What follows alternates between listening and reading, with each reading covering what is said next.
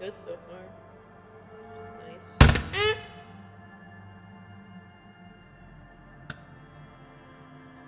Okay. I'm just going to go straight into it. But there is someone here on this. I'm on Discord right now, and I have someone in call right now. He's just gonna be hanging out in the background while he's making dinner. But he might chime in occasionally. He is a friend of mine. But let's continue off where we left. Where we left off. Jesus, can I word right? I'll join ever so slightly. Join ever so slightly. Okay. Uh,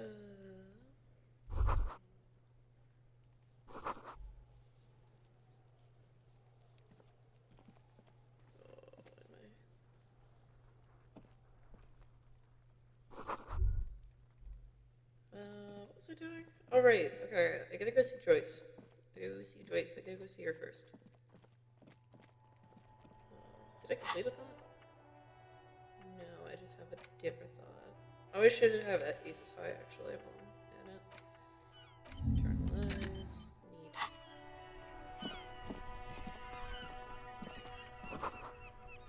Bottles inside. Pick up your bag. Hey, look, there's a bag.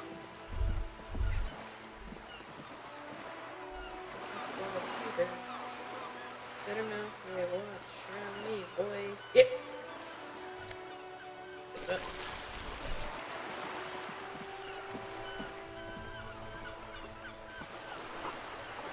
Splatter of blue holes.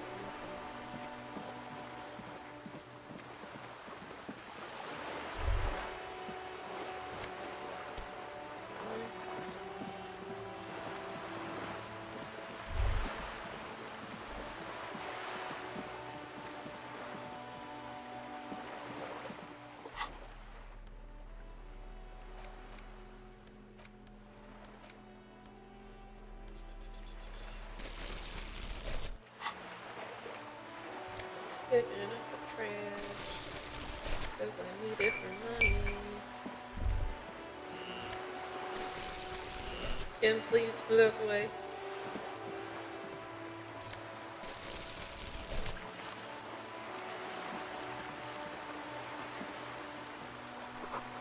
Yeah, it reads broken window, tip does window.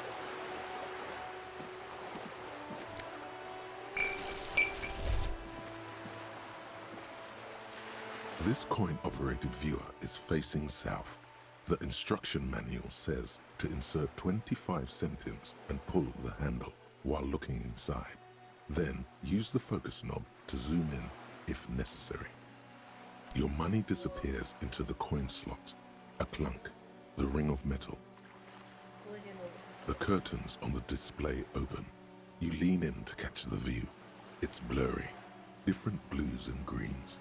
In the middle of the shimmer stands a drab grey shape, like a ghost. The lenses shift. The ghost sharpens into an islet in the bay. In the ruins, a man-made structure is visible, a half-sunken sea fort, its concrete almost reconquered by nature. It looks as if it was abandoned quite some time ago. Nothing but a rotten tooth remains of the anti-aircraft tower.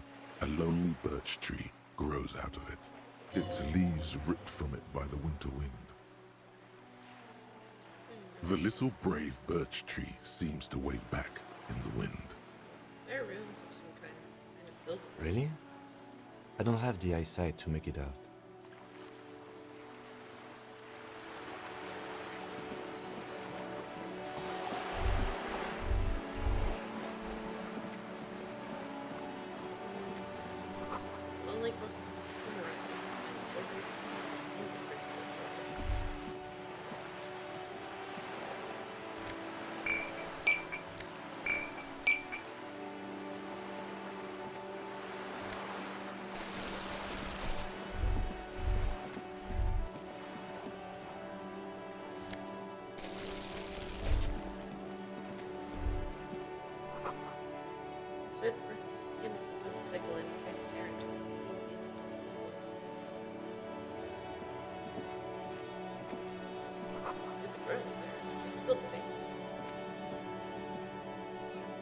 The streets will flow red once more. A great torrent rushing down Rue d'Esperance. You wait and see. The girl stares at the sailboat by the pier. The streets will not flow red with anything. Who are you? I'm Cindy the fucking Skull. What else do you want to know? Date of birth, blood type, the last time I was tested for Hep C. I just want to know your name, little lady. No need to get defensive. And here I was trying to be polite. Just can't win with you pigs. Keep looking off to the side. What are you looking The at? lieutenant furrows his brow at another one of your eccentricisms. She nods disdainfully toward her, the woman performing a hymns on the boat dock near the pier. Hatred, disgust. It's difficult to tell which of the two is more present in her girlish features. The woman on the boat does not notice her staring. That is on her. Someone's got to keep an eye on her. Who is she? Probably the Wild Pines rep. We should talk to her. She's a professional negotiator, though. I have the feeling she will be very cooperative while telling us nothing. You should take the lead. Ask her unexpected questions, you know? Do your thing. Don't be afraid to get a bit wacky. Throwing her off is our best bet. Good idea, piggies. Run along now. Fuck her shit up good. Impound that boat while you're at it. I'd like to watch her swim back to us on. What are you doing to the wall? Can't you tell? I'm painting a beautiful mural, an aereo graffitio visible from low orbit. I haven't really started it yet. I'm waiting for the right words. So you don't know what to write? Have you ever tried your hand at graffitio? When faced with a blank wall, most people write unimaginative stuff, like pigs go home and Mona was here. We rarely see pigs round here, though. Just union cads. And my name's not Mona, so... She wants it to be something true and total. Why are you so committed to facing the building? This place is severely lacking in havoc. Not even the occasional trash can fire to break up the tedium. I thought I'd mix it up, you know, summon the forces of crime and social chaos with a wall-sized invitation. I have an opinion on this one here. Yeah? I love public art. Don't mind us. Keep doing what you're doing. Thanks. I'm sure the inspiration will come to me now that I have an official RCM stamp of approval. You've lessened her desire to deface the building. Do you know about the recent murder? I ain't no snitch, pigstein. Go forth and forage in someone else's shit. No shortage of squealers in these parts. Actually, there is a shortage of people who talk to us in a normal, calm, informative manner.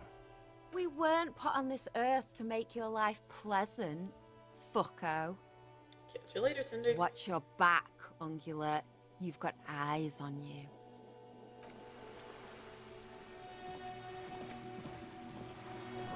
Cape Side Apartments. Buddhism. Like, East Roundabout.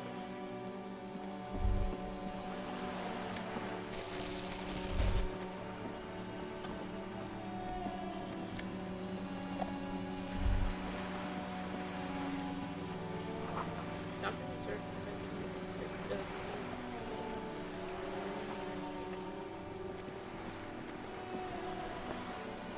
A striking woman leans against the cabin top of her sailing boat, smiling as you approach. Her green raincoat glistens with droplets. A silk scarf is tied around her throat. Good afternoon, officers. I'm Joyce. Joyce L. Messier. I represent the board of Wild Pines, the owners of the harbor. You gentlemen must be from the RCM. Joyce L. What does the L stand for? Dayton, my maiden name. Shake her I'm hand. glad to see you here. I was dispatched to handle a strike, not a lynching. Anything I can do to assist the RCM in this matter, I will, gladly. That is good to hear, madame. My colleague will take the lead on this interview. I should let you know that he is recovering from an unusual medical episode. Very unusual. But I can assure you of his ultimate competency. How interesting. I wish you a swift recovery. In the meanwhile, you have my full cooperation, and the full cooperation of the Wild Pines group. You're on a boat. Why, yes I am. Not a lot of people on boats, are there? Of course there are. We're on an archipelago. How else are you supposed to get around? Oh, wait, we're on an archipelago? Yes, we are. We are on Le Caillou. Caillou? I thought we were in Revachol. We are. And the city of Revachol is on the island of Le Caillou. Still, I haven't seen anyone else sail a boat around here. I haven't seen anyone else drive a souped-up Capri Kenema motor carriage either. Actually, that motor carriage has been specially issued to serve as a patrol and pursuit vehicle. It's for crossing long distances in the greater Revachol industrial harbor. It's not a toy. Neither is this. A toy, I mean. It's a machine for crossing long distances in the Bay of Revachol, between the city and the islands. She's having a good time arguing against the law. Too good, perhaps. Does she have a name? The boat? No. It is called Cordelati 19 because that's the type of sloop it is.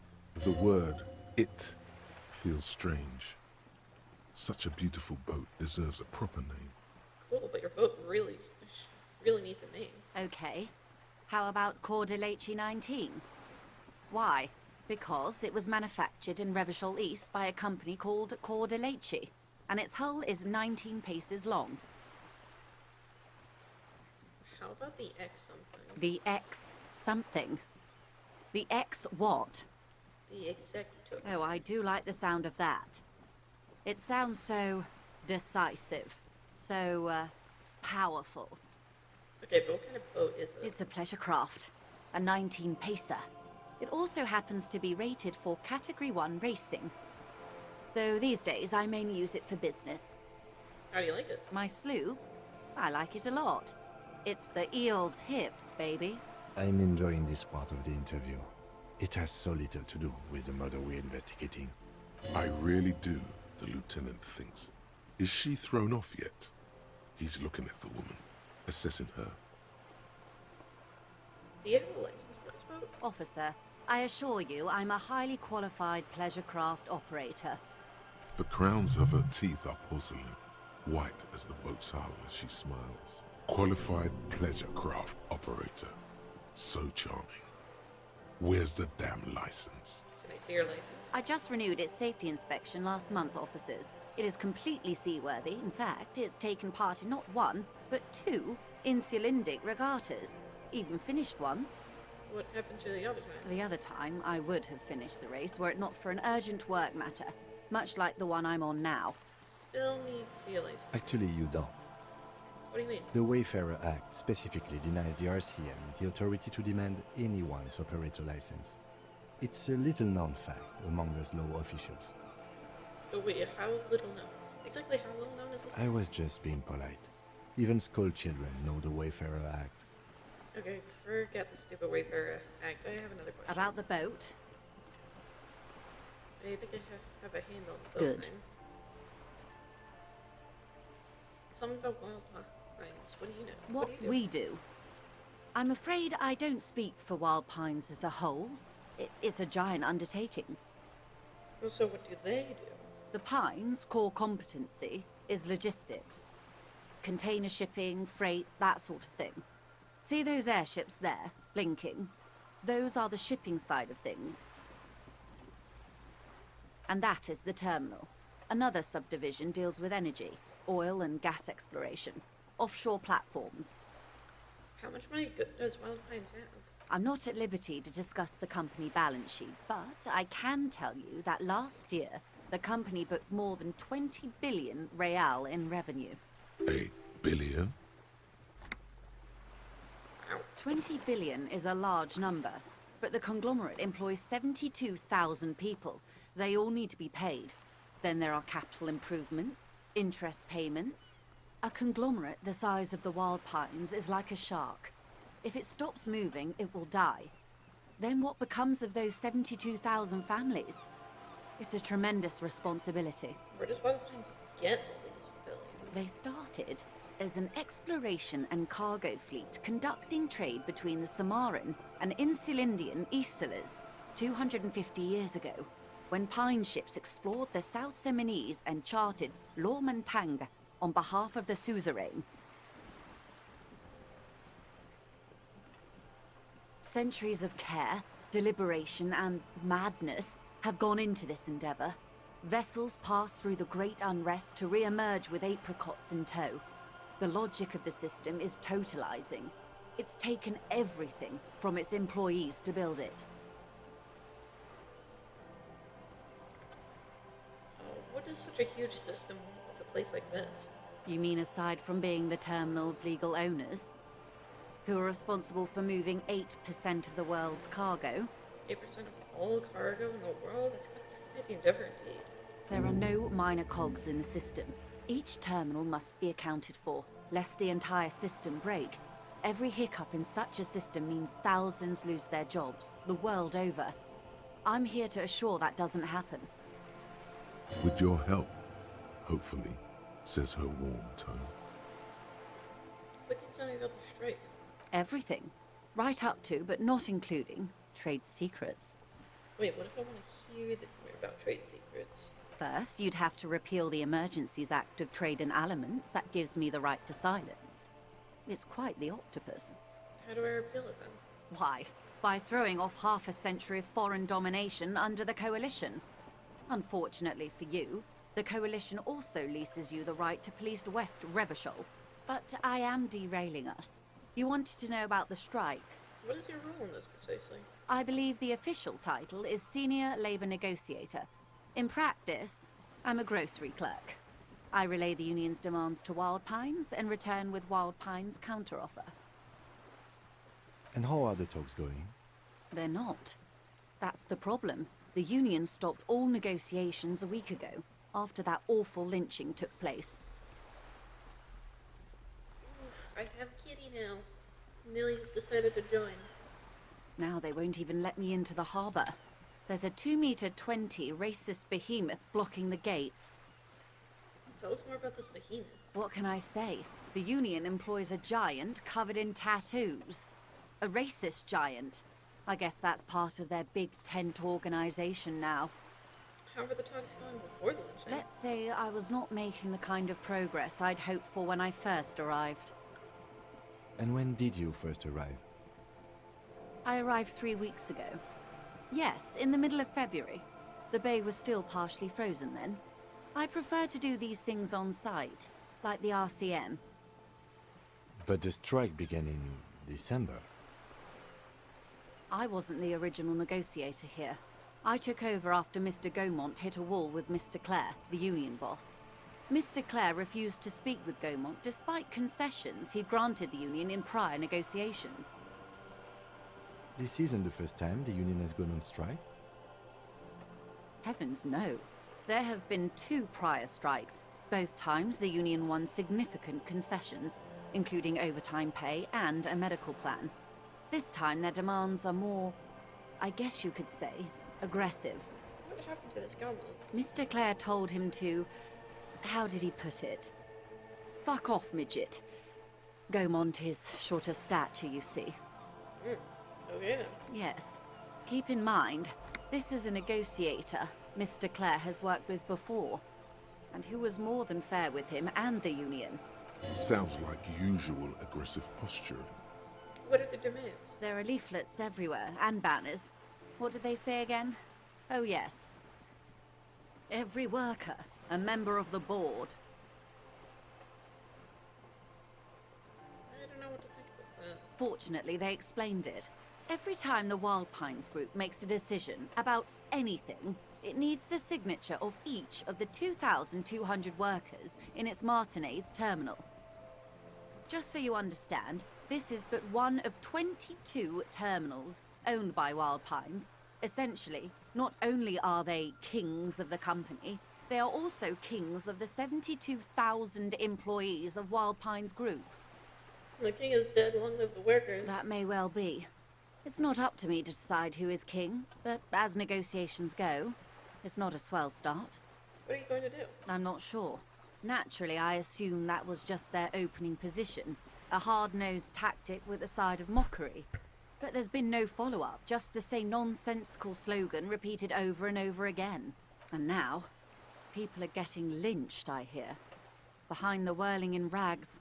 A disastrous situation if there ever was one. Excuse me, from whom did you hear about this lynching? I first heard it from the boyer at the gates. The one whose very name advertises his aversion to work. I think he said it was, "Call me mañana." This checks out. Tell me about the union boss, Mr. Clare. Everard Clare is a man of the utmost integrity. If you can say one thing about him, it's that he always puts the interests of the workers first. Really? Of course not. Everard is fantastically corrupt. I imagine he has a thick, viscous goo where you and I have blood. Is he that bad? He is the most corrupt individual I have ever seen, and I deal with men like him for a living. If there is anyone more venal, more irredeemably nepotistic, then it's his twin brother, Edgar. Wait, there are two of them? Yes, Edgar looks exactly like his brother, except for that lazy eye. He also talks exactly like Everard does, and when one's term as foreman is up, the other takes over. It's how they circumvent the term limits, you see, with a funny little switcheroo. While in office, they've embezzled God knows how much of their workers' dues. What about the union itself outside the Brothers Clare? The Débardeurs Union was once a perfectly normal institution. 20 years ago, anyway. It must not have been easy to establish under the Emergency Act, but they did it. I can respect that. Organized labor at its best, as they say. Then something happened in the local chapter elections. The Brothers Clare came and transformed it into a... how do you say? A mob. The Débardeurs are a crime syndicate. Sad as it may be, I suspect we'll be forced to cooperate with them. Refreshingly honest, officer. Oh, really? The company has tried appeasing in the past, but I'm afraid our concessions have only emboldened Everard and his brother. Did I hear kitty? Yo, there's Kitty. Perfection. My cat is And currently your staring opinion, outside, detective, longing, wishing if he I can may go in the ask? dark, dark, scary I'm a dark. curious and No, don't talkative let him out in the person, you dark. see. Would you say the No, I know. Débardeurs Union is... There's a hawk who lives around here, like frequently, Oh, yeah. and he is much bigger than that cat. Oh, yeah. My cat thinks he's a lion. He's not. Yeah, I think my cat He thinks... thinks he can fight it. Oh, yeah, I think my cat thinks that she's a panther and that she can probably kill anything, but, she ain't. She's a No. little scaredy cat. Well, don't get me wrong. My cat's like, we'll fight things. He will gladly do so. But I'm just like, we're just like, you're lucky that there's mostly not that many bigger animals around. Oh, yeah, absolutely. Unfortunately, there are... Because he would, Oh, no, go ahead. we'll say he would charge to fight a bigger animal. He absolutely would. Yeah, sounds about right. I love him though. But yeah.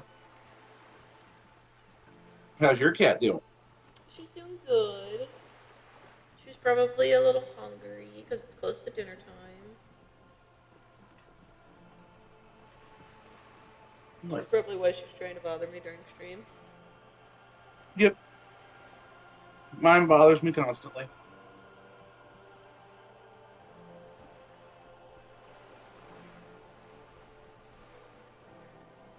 Giant leech sucking the life out of Revachel. Indeed, and a hungry one. Sadly, Wild Pines have cooperated with what amounts to a crime syndicate for 2 decades. However much you feed the leech always hungers. Oh, one more thing. You said something happened in the elections? I'm glad you asked.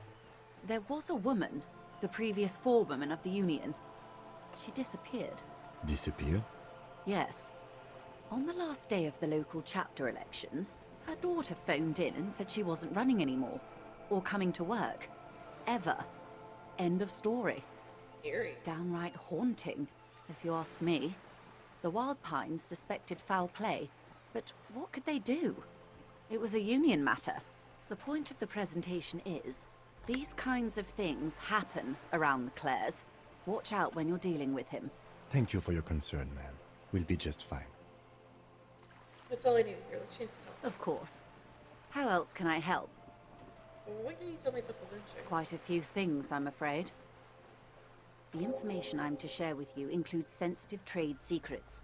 For the sake of my employer, I have to ask for your names and badge numbers. Of course, ma'am. We should have introduced ourselves. I am Lieutenant Kitsuragi from Precinct 57, and this is my colleague from Precinct 41. I'm afraid he doesn't have his badge at the moment. I hope mine will suffice. How curious. Why is that, Detective? Awkwardness washes over the conversation. The woman doesn't like this turn of events. Remember when my partner told you I'd recently suffered from an unusual medical episode? My lost badge is related to it. I see. So, are you saying you lost your badge during the course of this episode? It's possible after a night of heavy drinking, I lost all memory of my life and the world. Oh dear. I suppose this does explain some of the more curious turns in our conversation. As I said, ma'am, his technique may be very unconventional, but he is an officer of the RCM. Of course, I sympathize, but I'm afraid I simply can't share anything more until I've seen that badge. Hang on. She's a professional negotiator. She should be open to some sort of mutually beneficial arrangement. What kind of arrangement would it be? I mean, favors for favors. A dirty alliance of some sort. 72%, let's do it. Feelings Damn it! will guide the way. But madam, I need you to know about this lynching. It's very important to me. It's the case I'm solving. I assure you, it is no small matter for me either. We all share the responsibility for disarming this situation. I hope you have a badge for me as soon as possible. You don't understand. It's not like a side case for me. This is my main thing. Trust me, officer, I am fully committed to resolving this impasse. This isn't some side gig for me. You have so much else. I have only this. This is the entirety of my existence. She's silent. The wind flaps the sail above her. This boat, for example, at a home somewhere. I only have this case. Officer, I don't remember anything except this lynching. There's only this coast and this lynching. you know, I don't mean to sound cold, but if you want something, you have to give something back. More than just guilt. You're doing it. Despite your own best efforts, you're still getting in. Somehow. I'll be frank with you. If I'm going to break protocol, I need to be able to justify it to my superiors. They're going to want to see something tangible. Like what? The Union is conducting drug trade out of the harbor. It's an open secret in Martinez. Surely it must not come as a complete surprise to the RCM either. Perhaps it's time to look into it. Or you can find your badge, which honestly seems like a lost cause. Detective, a word in private before we continue. Excuse us for a moment, madam. This is not going quite as I hoped it would, Detective. How did you hope it would go? Honestly, I was expecting you to use your unorthodox technique to keep her off balance, and not volunteer us to be her henchman. Really? I thought it was going well. This woman is running circles around us. She might have known about your misplaced badge all along, or she's simply an adept improviser. Either way, we've played straight into her hands. He doesn't let it show, but there is a limit to how much the consequences of your unprofessional behavior can cost the investigation. I'm sorry for putting us in this situation. I'll handle it. I'm sure you will, Detective. What do you propose, that we don't investigate this drug trafficking? No. If there is reasonable suspicion, we must investigate. Otherwise, she could claim we're siding with the Union, or that we are on their take. We'd never hear the end of it. What I propose is, we ask her, then we investigate, briefly. But do not share the outcome of this investigation with her. We tell her it's done, and demand for her information on the lynching. We could just, find my badge. Oh, that would be fantastic, but do we have the time? The world is large, and your badge is 8 by 6 centimeters. You could request a new one from your station, but that would literally take months. Let's get back to her then. You're back. Good. What can I help you with? Okay, tell me about this alleged drug trafficking. It's quite straightforward. Someone is using Terminal B to smuggle raw ingredients from the Samar and Isola into Revachol with the Union's blessing. Wild Pines has suspected it for years. Ingredients for what, ma'am? Meth and dextroamphetamine, GBL and various synthetic psychedelics. Honestly, it might be quicker to say what you can't make from the stuff. Let me get this straight. The materials can't come from Samara to Revachol through the terminal? Yes. After they clear the terminal, we lose track. The actual production is taking place at various sites in and around Jamrock Quarter, north of here. Wild Pine seems to be well apprised of the local drug trade, man. Do you mean to say the Union also produces the product? Sells drugs, I mean? We're in logistics. It's our business to know. And no. As far as the company knows, the Union does not produce it. They transport the ingredients for a cut. And you want us to investigate? Yes, but you won't get anything out of Evrart and the Dock Workers Union. Still, every chain has its weak link. Am I going to need what? Bolt cutters for this? Unlikely, officer. I'm talking about the lorries. Once the ingredients reach Jamrock, they're distributed to a network of local manufacturers, well beyond our grasp. But in transit, they may be vulnerable. Perhaps you've noticed that a number of lorries are tangled in a traffic jam at the roundabout just now. Interview the drivers who are still hanging about. One of them might be waiting for a crucial shipment. I'll be explicit. If you find this driver, I will share company secrets with you. Why didn't you come to the RCM earlier? We did. On more than one occasion. Apparently, there's some sort of inter-precinct disagreement about whose jurisdiction this area falls under. We know the company has launched its own probe into the Union's alleged involvement. We also know it's come up empty. It's not just the RCM. No one's been able to find any hard evidence. Well, here's your chance, officers. It's no coincidence the lorries are stranded there. Or like that, is it? No. We asked East Motor Track to raise the drawbridge. The road company is a partner of one of our subsidiaries. However, this is a limited time opportunity. Once the complaint has been processed by the Trade Committee, they'll have no choice but to lower the drawbridge, and the operation will continue. Thousands of liters of raw ingredients will pour onto the streets of Revachol. Not the east across the river, but the west. The vulnerable, the weary. Well, at least this solves one mystery. What is that, Lieutenant? Why I had to call East Motor Track and beg them to open a drawbridge for me.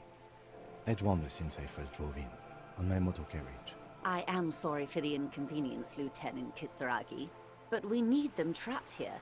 This is a unique opportunity. I'm sure you understand. But what proof do you have that the Union is involved? How do you think they're financing this strike? There are thousands of unpaid dock workers going strong for the 4th month straight. There was a shakedown of local businesses preceding the strike. Many were squeezed to bankruptcy to fund it. With all due respect to these desert cacti, the contents of a few cash registers cannot provide for 2,000 men. The local businesses can scarcely provide for themselves. So you think the strike is being funded with source ingredients for drugs? Precisely. Smuggled out of that very gate at night, most likely, then loaded onto lorries and driven to Jamrock. You simply need to find one driver who will open up to you. Okay, I've made up my mind about the smuggling investigation. Yes? We will take this case, probe the drivers, and see what it yields. Excellent.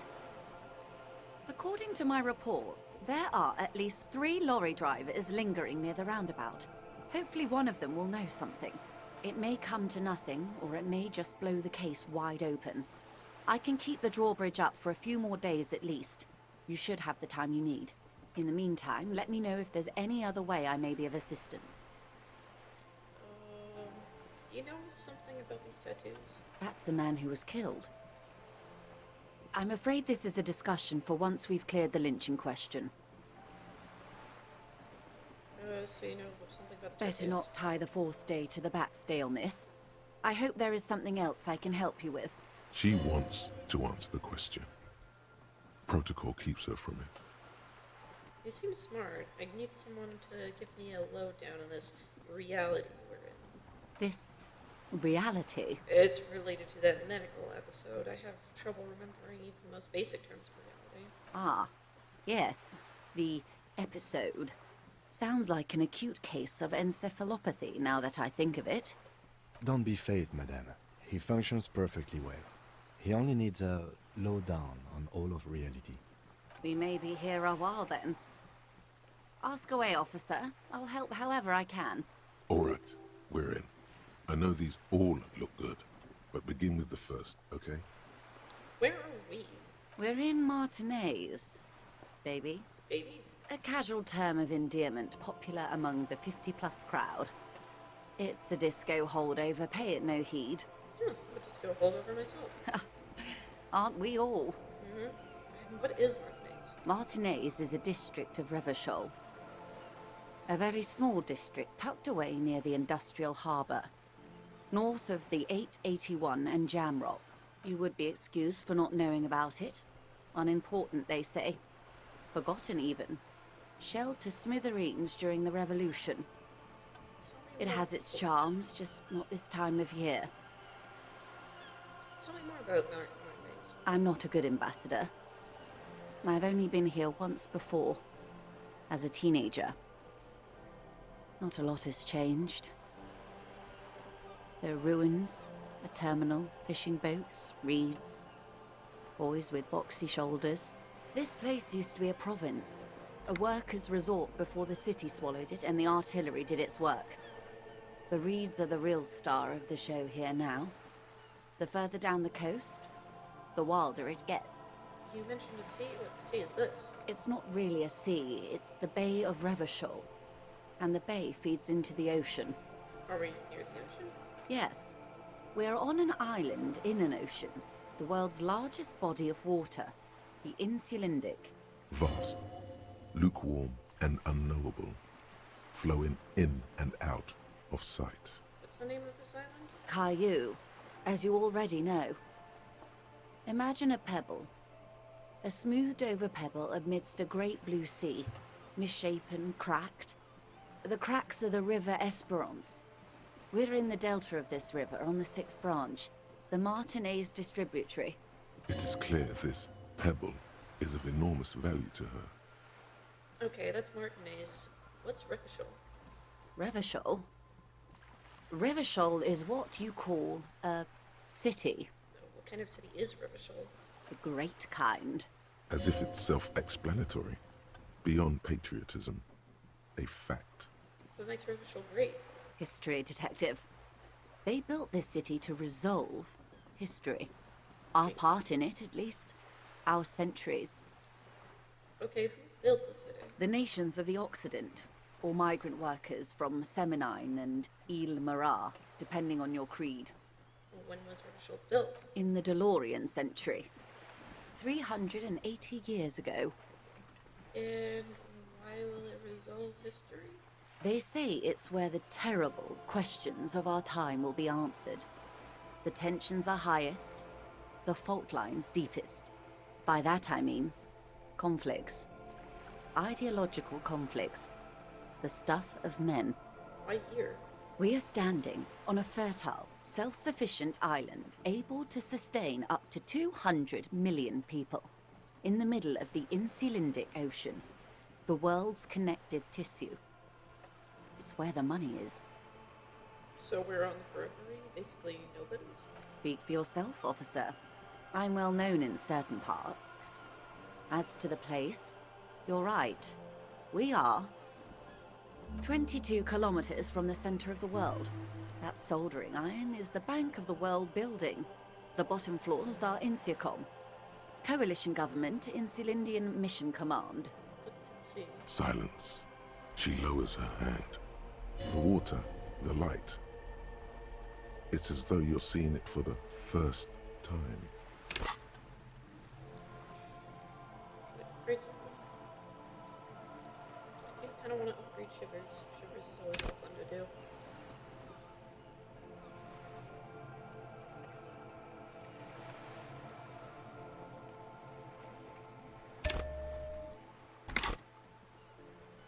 There is no recognition, only the immensity of the sea and the cold radiating from it.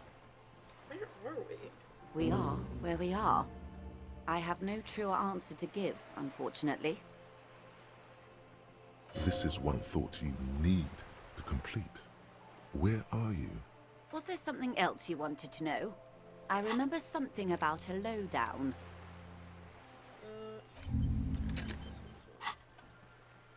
This has been informative. Thank you, ma'am. I'm sure my memory-impaired partner has many more questions to ask, about even more fundamental aspects of reality. Might I suggest not asking them all right now? Madame Messier will be here later too, and tomorrow. Isn't that true, ma'am? Absolutely. My commitment here is long-term. You're right, Lieutenant. I'll continue later. It's better not to eat all your candy at once. Indeed. I'm always at your service. That's all for now. Glad to have been of assistance. The little that I know. See, Anything Rich, else? can I have some money?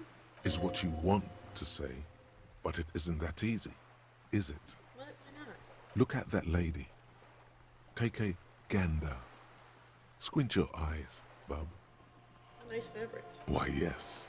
Tucked away under that sturdy green raincoat, almost rustic in its simplicity, a silk shirt and matching scarf around her gentle throat, while dull orange pearls hang from her earlobes, red from the cold. Her light green eyes scan you, full of knowledge and worry, wealth and all its possibilities. Yeah, so? Now look at you, you misery-clad simian, barely able to tie your own laces. Your armpits are lakes. A scythe of booze precedes you. Your hair sticks to your forehead, and your underwear feels uncomfortable. You're poor, poor as balls. You can't ask this person for money. You're too. I'm a goddamn working man. I'm not ashamed to shake this leash for some dough. You think your little communism protects you from this feeling? No. The more demeaning it is to grovel at her feet. Oh God, the lieutenant is here too. Do not dishonor the force. As I was saying, if there's any way I may be of assistance, please don't hesitate to ask. Good as my volition. Not great. Probably should have spent that point on volition.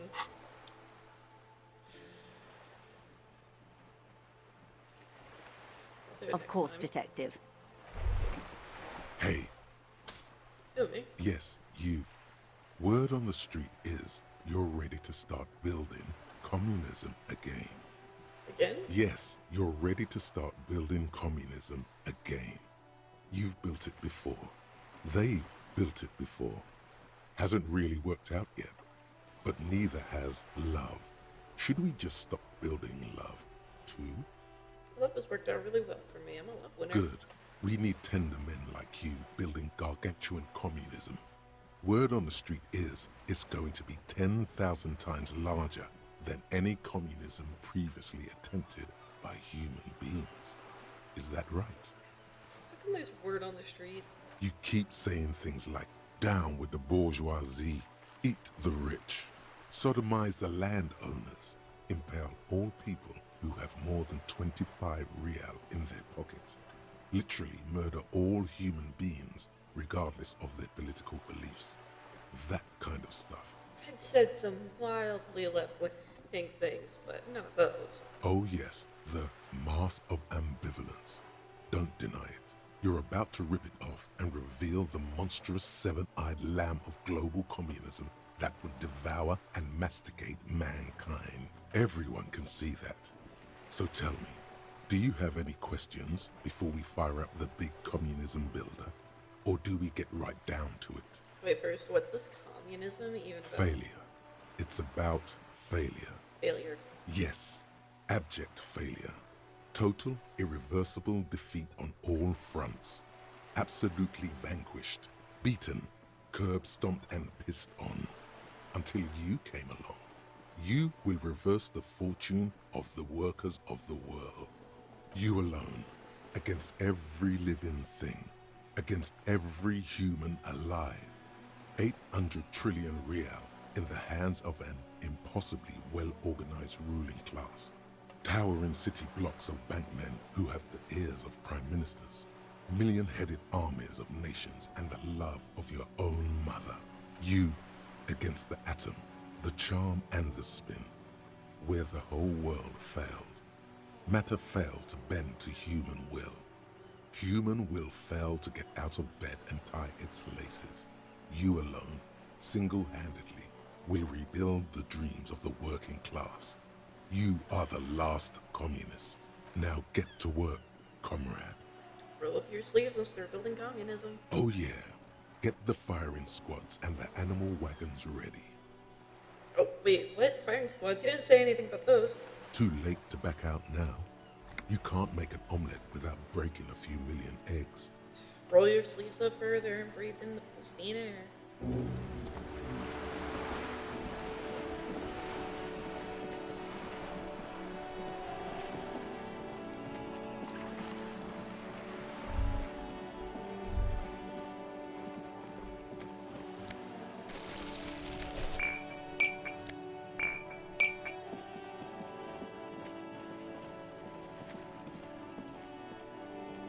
This is a wall on the side of an apartment building. Damn.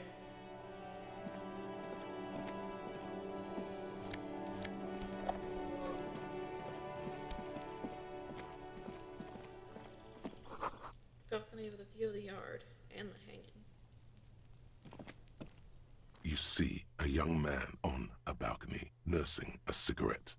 His eyes have been following you for a while. Not looking for any trouble, officer. Why are you whispering? It sounds like you're already in trouble. There's no trouble. I'm just speaking in a lowered voice. I don't want to be seen talking to the gendarmerie if that's okay. I just want to finish my cigarette. Don't let him go. This could be your witness. The balcony has a great view of the whole thing. Actually, the gendarmerie really needs to talk to you. Is it really that important? Like a nervous cat, he keeps stealing looks at the neighboring windows. All right, but make it quick. Once I finish this cigarette, I have to run. Can you tell me your name? My name? My name is Martin Martinez. Martin Martinez? Good local name. Let's go with that. Sure.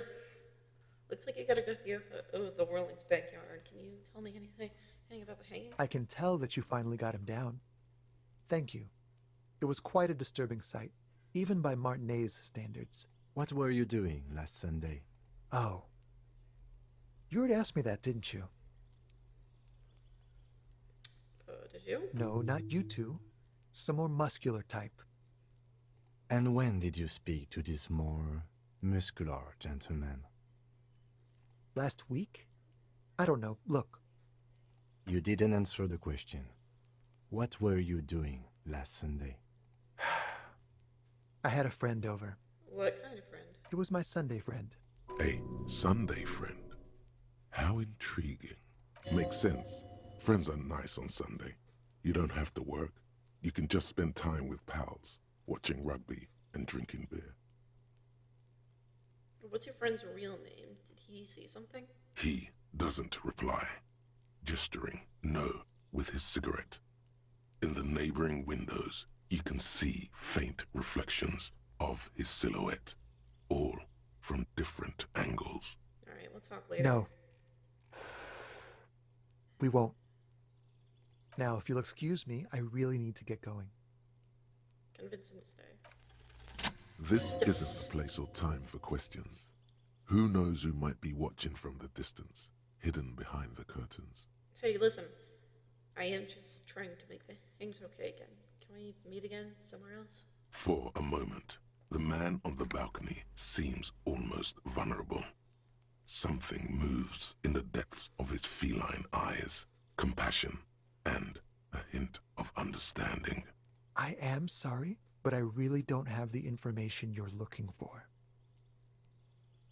His voice is soft and deliberate, with a flick of his wrist as he sends a cigarette butt sailing over the rail. But, hold on, what's that? For a split second, his hand lingers, as though gesturing towards a stone placed right next to the front door. It's a sign. Good luck with the investigation.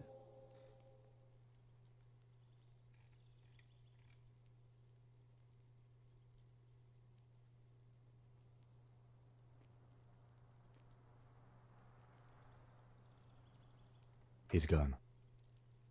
We should run after him, see where he went. No point in running. Tenements like these often have multiple exits. If he doesn't want to talk to us, then he'll know how to hide himself.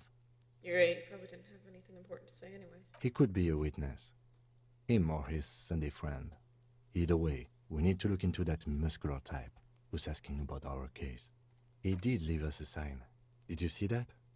He wanted to draw our attention to that stone right over there. If we find a way inside the building, we can ask around for his apartment. Great, let's do that. A stone, like any other, lying in a whirl of sleet and mud. Maybe there's something under it. There's a key beneath it, rusty from the dirt. This must be for the front door. Pity doesn't have the apartment number on it. This building has many apartments and the man can be in any of them. How are we going to find the right one? We'll just have to go in and see. Let's sound it.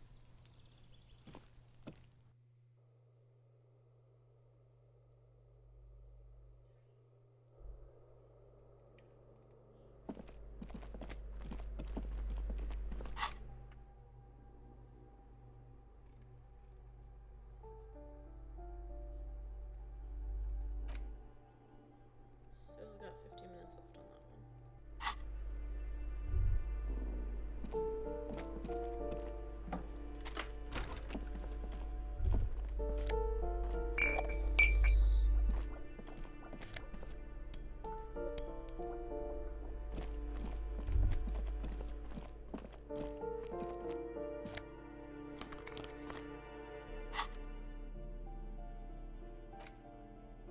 Plus 1 logic, but minus 1 authority.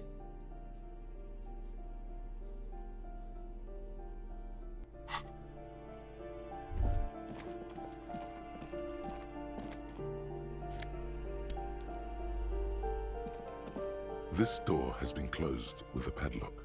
A chalk-drawn number on the board says, number 11. No reply. It's a solid lump of metal, but the shackle is deeply corroded. A solid pair of chain cutters would make short work of it. Better whip out those cutters. You won't get very far otherwise. Okay. Put this away from me. This door has been closed with a padlock. A chalk-drawn number. The shackle snaps like a Nice. twig, and the lock falls to the floor with a little thud. It should be possible to enter now. After you, detective.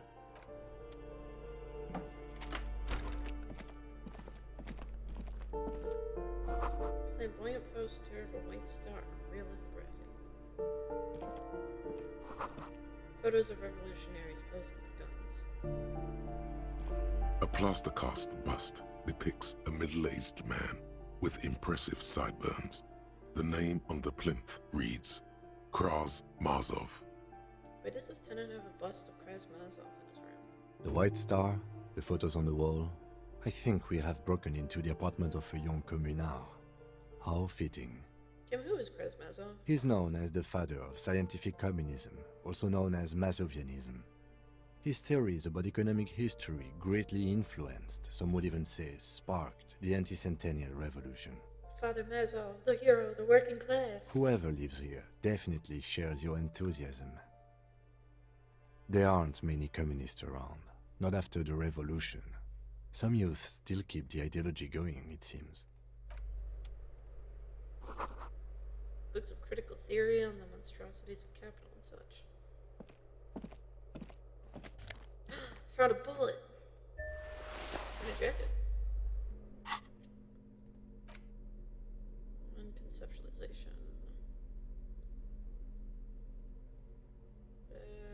We'll keep what we got for now.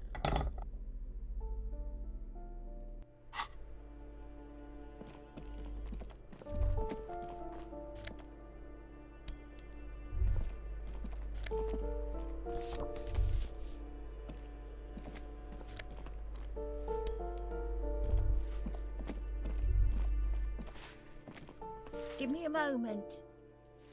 The cold never does any good for my bronchitis. Are you alright? Should I call a doctor? I'm fine. Fine. Don't you worry about me. You're still worried. It's very worrying. Now, what do you want from me, policeman? Who are you? I'm no one. Just an old woman who cleans these hallways. Do you live here? If you can call it living. I have a little room upstairs right next to the coal room. It's barely bigger than a closet, but I don't complain, no. I have my bed and my aching bones to keep me company, and that's all I need from this world. And all she gets, too. The coastal wind beats down hard on the coal room door outside. Splashes of waves make the balcony slippery. I'm looking for a Martin Martinez. Oh, you'll find plenty of Martins here. Don't you worry. No, you don't understand. I'm looking for a real person named Martin Martinez. He told me he's Martin Martinez. Pea-brain. Someone played a trick on you. Martin Martinez is a name for anyone who comes from Martinez, like Jim Jamrock or Raoul Ravachol. Oops, you really didn't get the joke there. I thought it was obvious. Anyway, officer, we don't have the witness's name. How about a young male in his mid-20s? Dark hair, skinny build, a smoker on the balcony. Know where he lives? Yes. I know who you mean. The scrawny boy who's always smoking like the devil, right? Somewhere in the building, a child starts crying. You hear a radio tuned to a talk show and someone taking a shower. What's he in trouble for? No trouble. I just want to talk to him. Do you know where he is? Talk?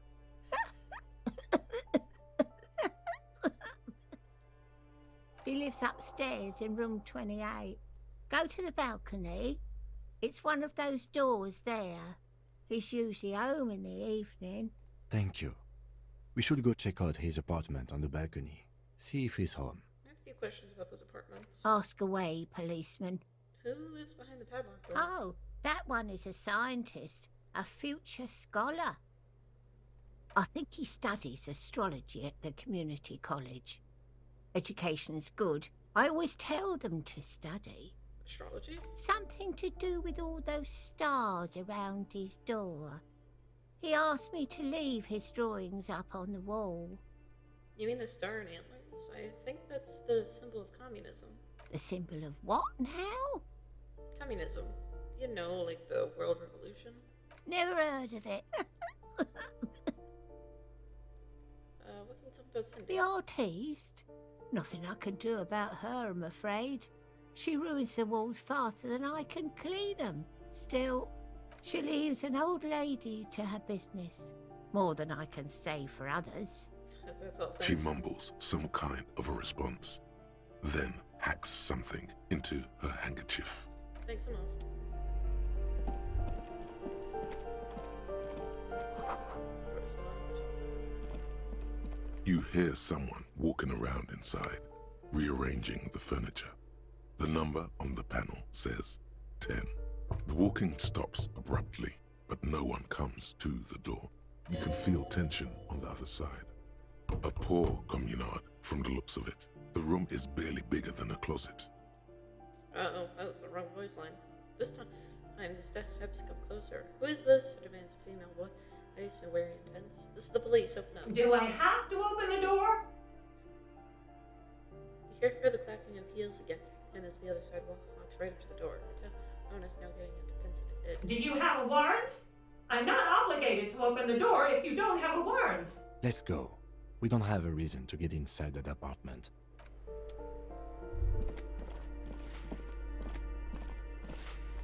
Give me a moment. Ask away. No one lives there. It's been empty for months. But I talked to someone through the door. Impossible.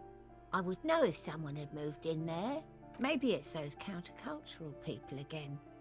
Breaking into a house like it's a public space. You're a policeman. Be good and take a look, will you? Sure, I'll go see what I can. Great. Young people.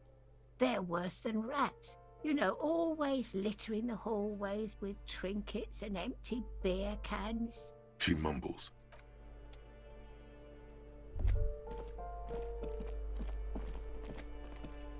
You hear someone walking around inside, This apartment is supposed to be rearranging empty. the Can you break furniture. in here? Excuse me?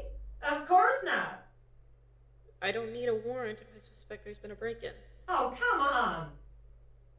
Let's pause before you hear the door being That opened. was smart.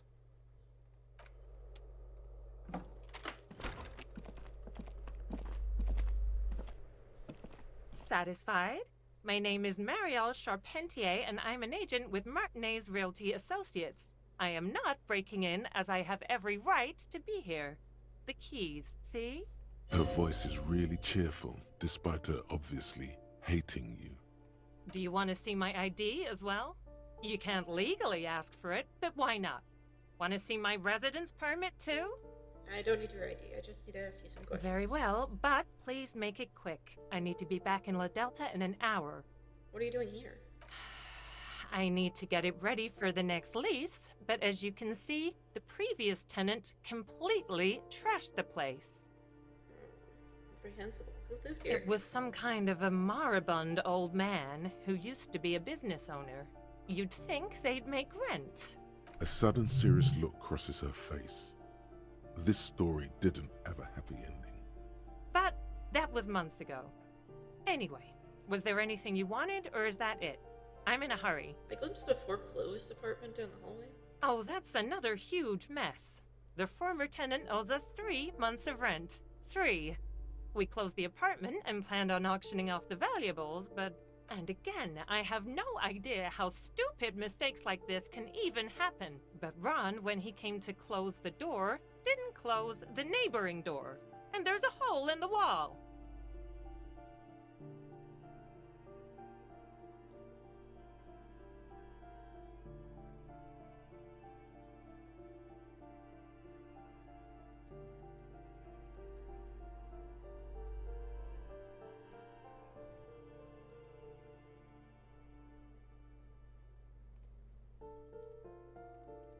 Sorry about that. I was reading messages.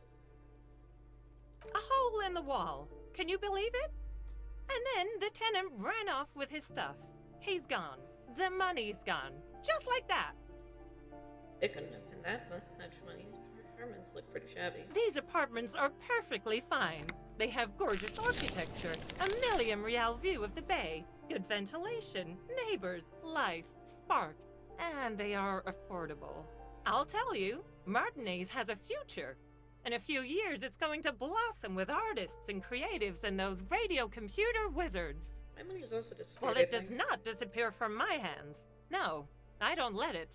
So wait, what happened to the wall? Don't ask me what happened with the wall. I have no idea how we're going to find the time or resources to fix it. Both apartments are now unrentable. Both. That's all, thank you. Of course. Ooh.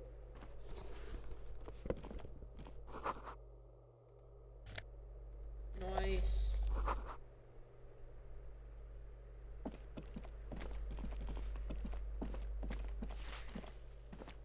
Give me a moment. If I encounter culture people in apartment 10, it was a real estate agent setting up the room for new tenants. I see. I hope some good people are finally going to move in. This place needs them. Yes, radio computer wizards are coming. They're going to save the place and the economy. Oh, I do like wizards. And people like that in general. They have a lot to tell us about our fates. She means clairvoyance. Thanks, Emma.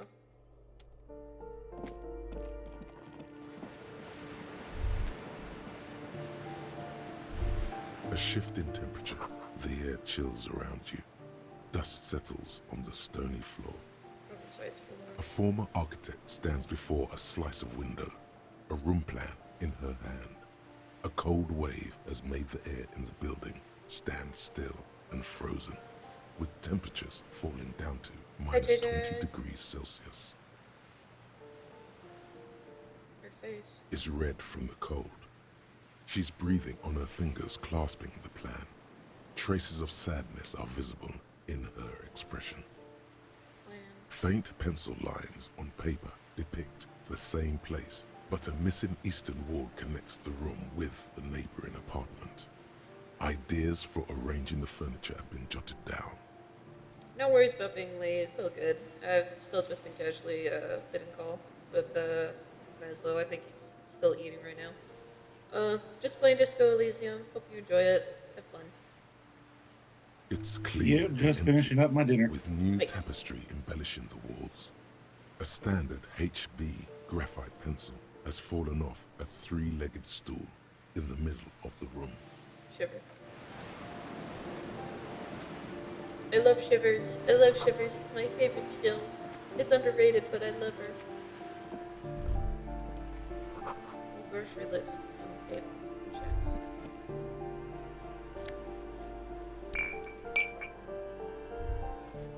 You know what we could do? We could store a body in the fridge.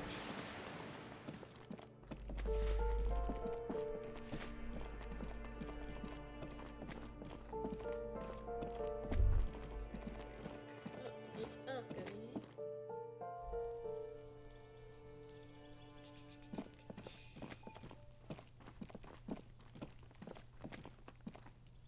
This door is made of metal and appears to be reinforced.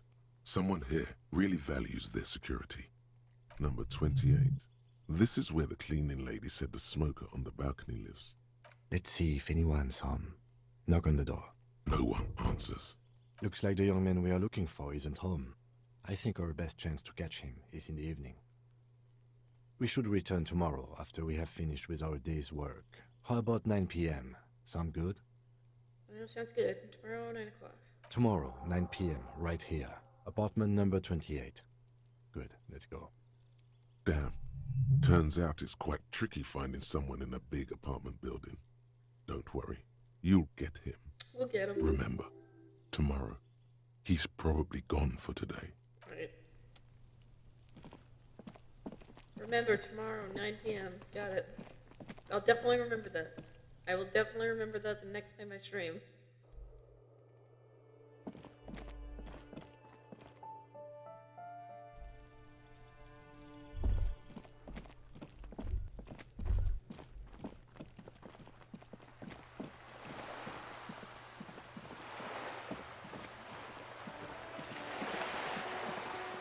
Ooh, game. Yes. Hello.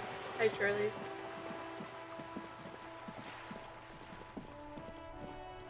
Ooh, game. You want to play this game so bad. Did I already check this? The tracks are as they have ever been. Okay, I already A checked bit this. more worn, perhaps. Much game very well. The rotting man lies on his side with his eyes looking straight through you. The belt is still around his neck. His body is supine and open to intrusion by autopsy. Alright, let's do this. The lieutenant adjusts his glasses and takes a deep breath. Wild World and Wobble Dogs are calling you? That's fair. First, what exactly is a field autopsy? Come on, officer. You know what a field autopsy is. You've done 100 of them. Do you have another pair of gloves? Unfortunately, no. I have gardening gloves. Maybe they are enough? They are better than nothing. Tell you what, I perform the anatomical side of things, while you will take notes. Oh, we fill this in, right? That's right. Open your ledger to fill. Open your ledger at the field autopsy form. The dead man stares in silence as you crack open the ledger. The bright red paper is covered in boxes and lists, describing the condition of his skin and organs in 3 parts.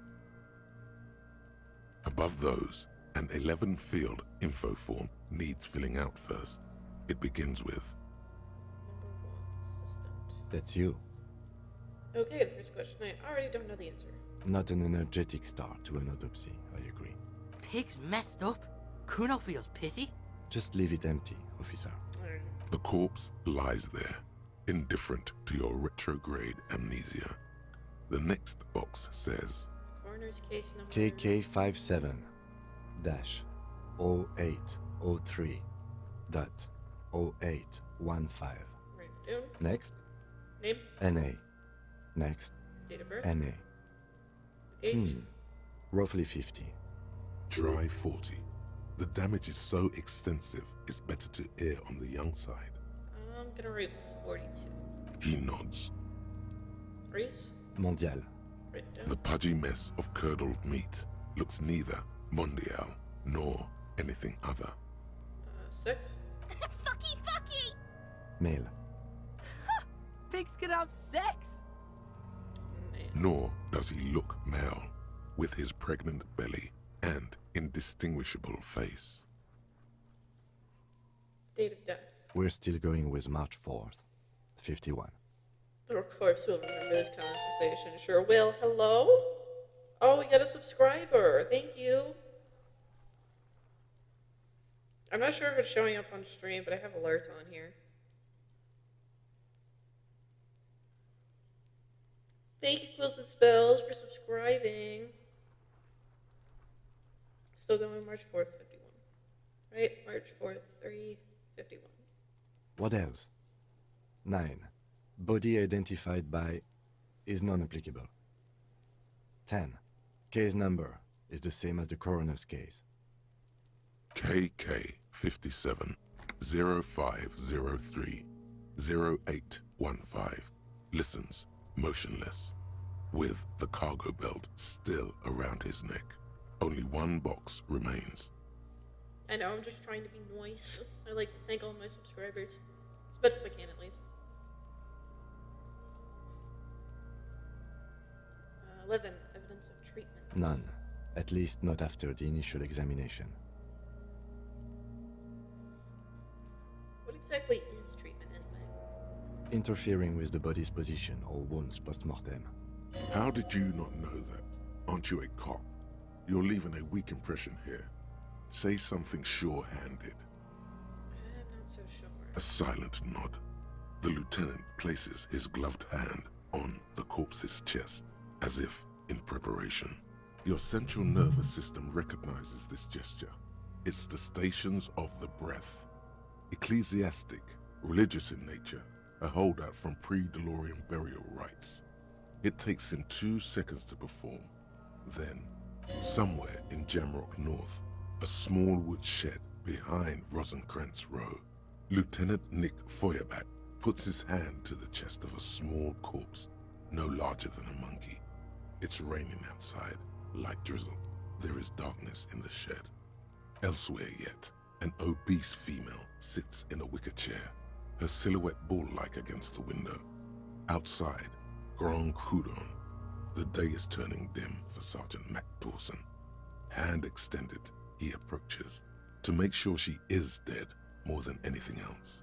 The building is tall, 7 stories wind-wrapped in solitude.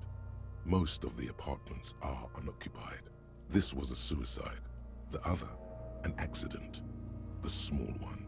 And so, all across Jamrock, Coal City, GRIH, 42 deceased persons found today. 42 stations of breath. We should start the post-mortem. The corpse cannot feel Kim's hand on his chest. It no longer meaningfully interacts with its surroundings. A thicket of boxes and lists on red copier paper tries to answer why. Tell me something, dead man. Shoot, Looney Rooney. Which was it that killed you, then? Love or communism? Huh?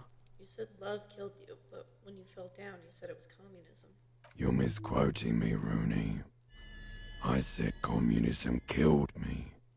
Love did me in.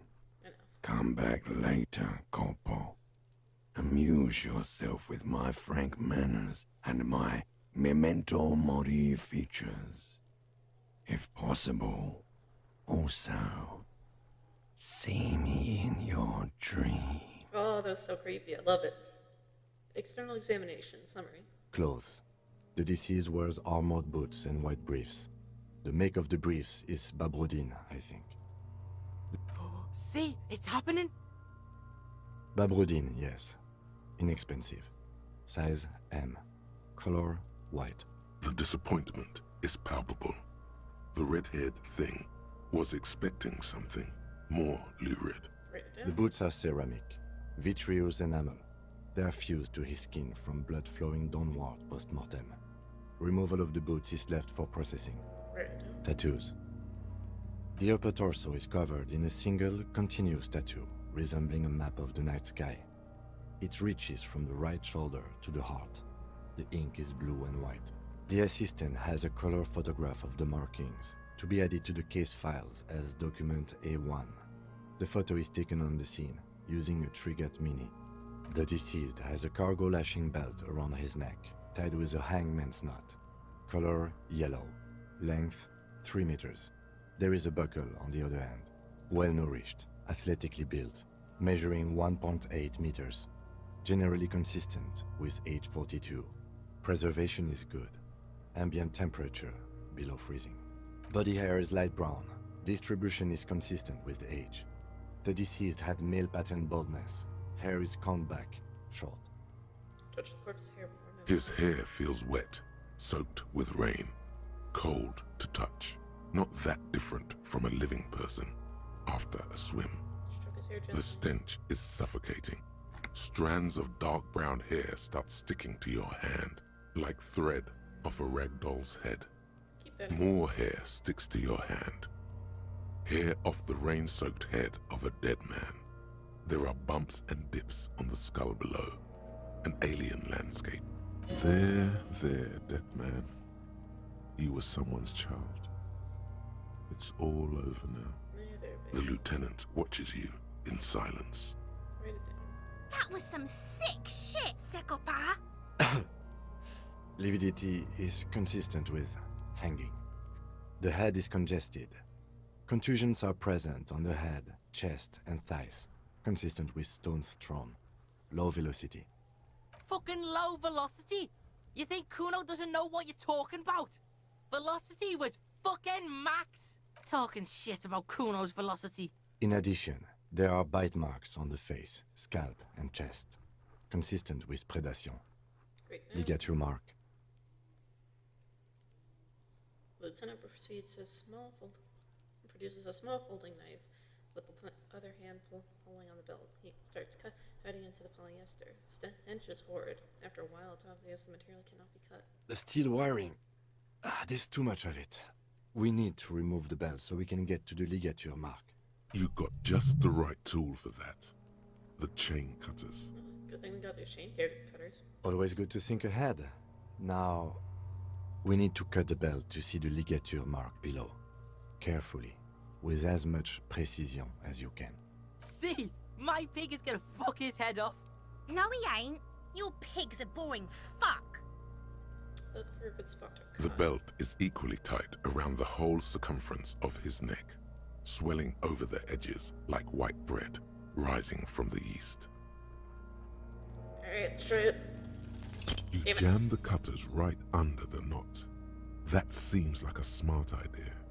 Yeah, somewhere there. Already they're buried deep in the man's flesh. Then you rotate them to get a better hold. Then a really, really bad smell is coming from there now. And some kind of cracking sound. Yeah, fuck him. Fuck that faggoty. Cool. Told you my pig was hardcore. I should have a go first. I think I have a strategy. Alright. He sinks the cutters into the knot, preparing to perform the cuts, with his elbow to his knee for precision. Snap. The knot is slashed.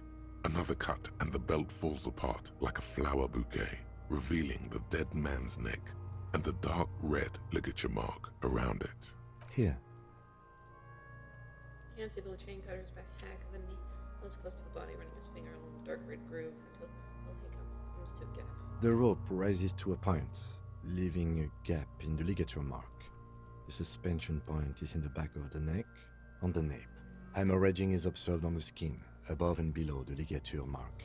The mark is well pronounced, consistent with a drop from 1 or 1.5 meters. Chest is intact, normal contour. Abdomen is protuberant, pelvis intact, genitalia. No, it's gonna happen. See. I fucking knew it. This is clearly what they've been waiting for, ever since the autopsy began. The lieutenant is trying to make it as boring as possible. Genitalia is male and unremarkable. No evidence of injury. The dead man's penis is average-sized, congested from the downward collection of blood. The testicles are uneven in length, hanging underneath. The genitalia is greenish. Marbling is present around the crotch. Ew! Horrible imagery. Write it down. Back is symmetrical and intact. Upper and lower extremities are intact, but asymmetrical. There are combat injuries on the right hand, thigh, and hip. In addition, I see smaller, residual scars, too numerous to count, covering about 30% of his skin. From wounds sustained over 2, maybe more decades, dispersal and accumulation indicates long and active combat duty. The scarring is extensive, way more than a law official's. Mm-hmm. We have a real museum here. Of battles, wars. Last item, hands. Pick up the hand. His flesh is cold, icy. Pleased to meet you. Where are you from and what's your name? I'm only fucking with you. I know where you're from. From Cappadocia. And your name is Il Corbo. What can I do you for, Il Corbo de Cappadocia? That's good to hold your hand. Would you like if I stroked your hair? I did, Kobo. I did. Reminded me of when I was just a small boy, before this happened to my face and my body. You did me a kindness there. We should do this more often. Be close like this, I mean. Hands are clean. No sign of injury from struggling. Were you expecting any? I was. Maybe I'm just not seeing them. Honestly, this stench is making it hard for me to think at the moment. Ooh. That's all for the external. Well done. What next? Internal examination. Central nervous system. I have nothing. Do you have anything on this man's central nervous system?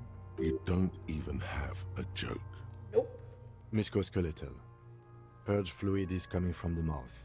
Not injury related. Eyes and tongue protuberant. Hyoid bone. Let's see. With his eyes almost closed, the lieutenant puts his hand on the dead man's throat and begins to massage it, gently. A rotting smell erupts from the mouth. Purge fluid runs down his lips, black and viscous. Yeah, jack that fucker off! The hyoid bone is fractured. The rest of the musculoskeletal system is intact. Unremarkable. Right now. Respiratory system. Backhand Joseph in prayer. He begins to pry open the dead man's jaws. He stops to exert more force. Both hands are used. Oral cavity shows no lesions. The victim has received dental implants, possibly after a combat wound. Mouth swollen. Hemorrhaging present in mucosa of the lips and mouth. Look inside the dead man's mouth. No scream, no sigh of relief rises from the darkness inside. It's humid there.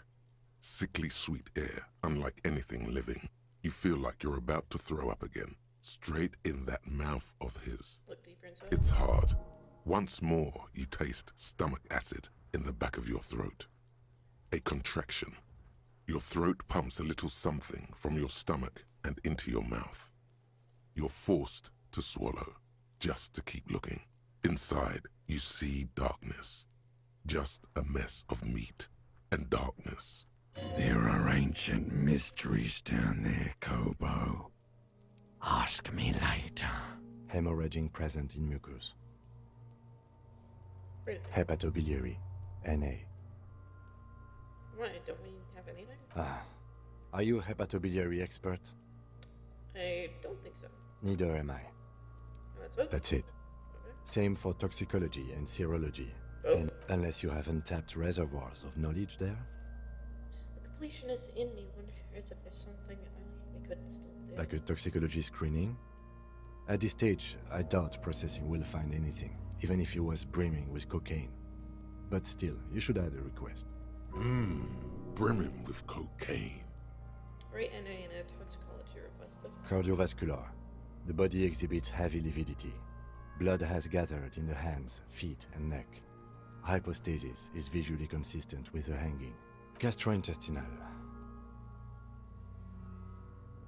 He breathes a sigh of approaching relief. This is the last meal than the last. He looks around to the ground bowl of feces there. Digested semi-solid food in stomach.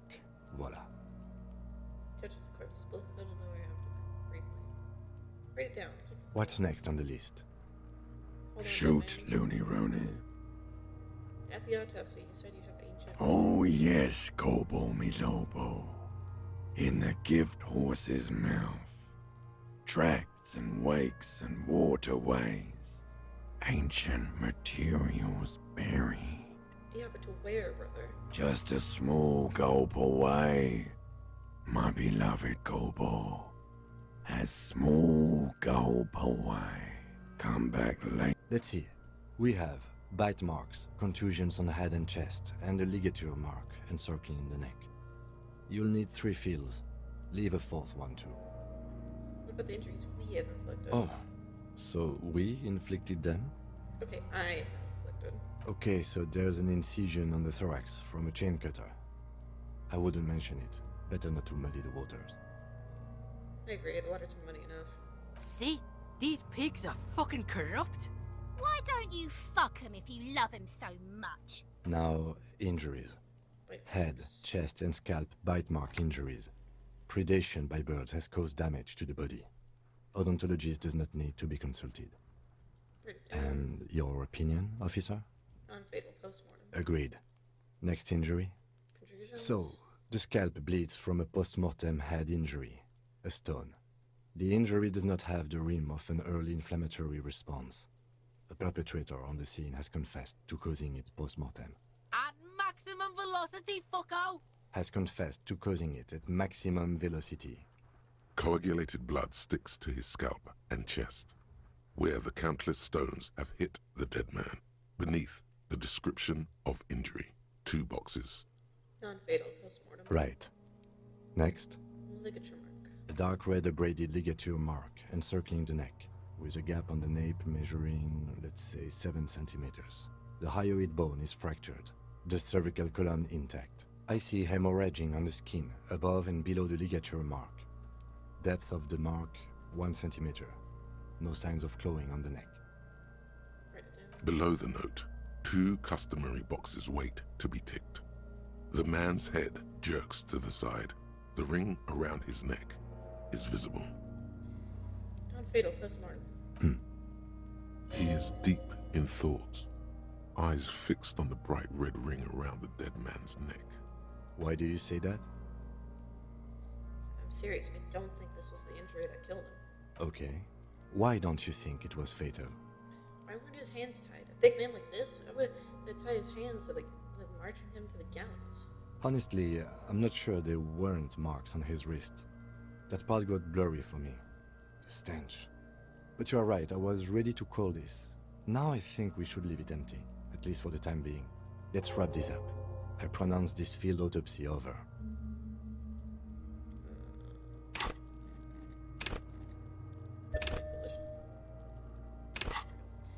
First, how did it go? It was an irregular field autopsy. We did not establish cause of death, which is supposed to be the goal of an autopsy. But, personally, I do not see this as a parameter for success. We also requested a toxicological screening. That was thorough. The results should arrive in a couple of weeks, if we are lucky. I will not hold my breath. What else? We were thorough with the list of injuries too. We described them all in detail. What is there to say? Given the circumstances, it was a professional field autopsy. Oh yeah, well done, Master Detective. Maybe a drink is in order? What now? I need a copy of that autopsy form. Then I will drive him to Faubourg We're about to copy for processing.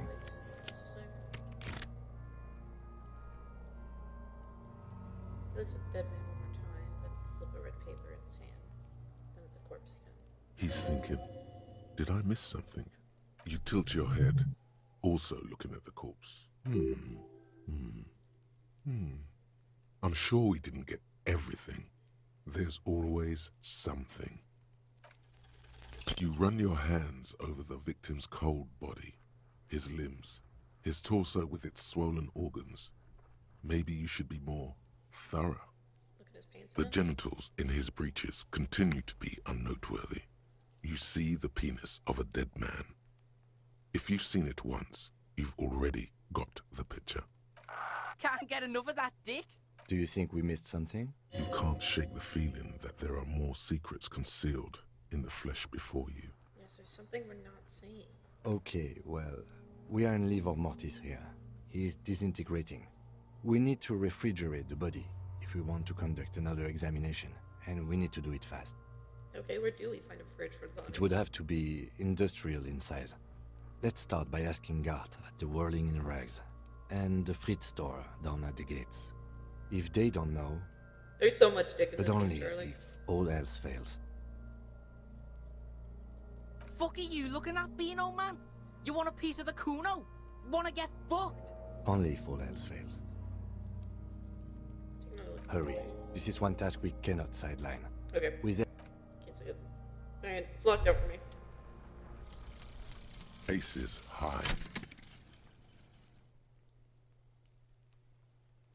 For the rest of the world, the Aces High is just a cool Revachol thing, politically neutral. In Revachol, it still holds revolutionary connotations. Also, have you looked at Lieutenant Kitsuragi's clothes? He wears a bomber jacket, just like the ones worn by aerostatic brigades, and those cargo pants could store tools for hotfixing your aerostatic. Maybe you should ask him about this. Cool.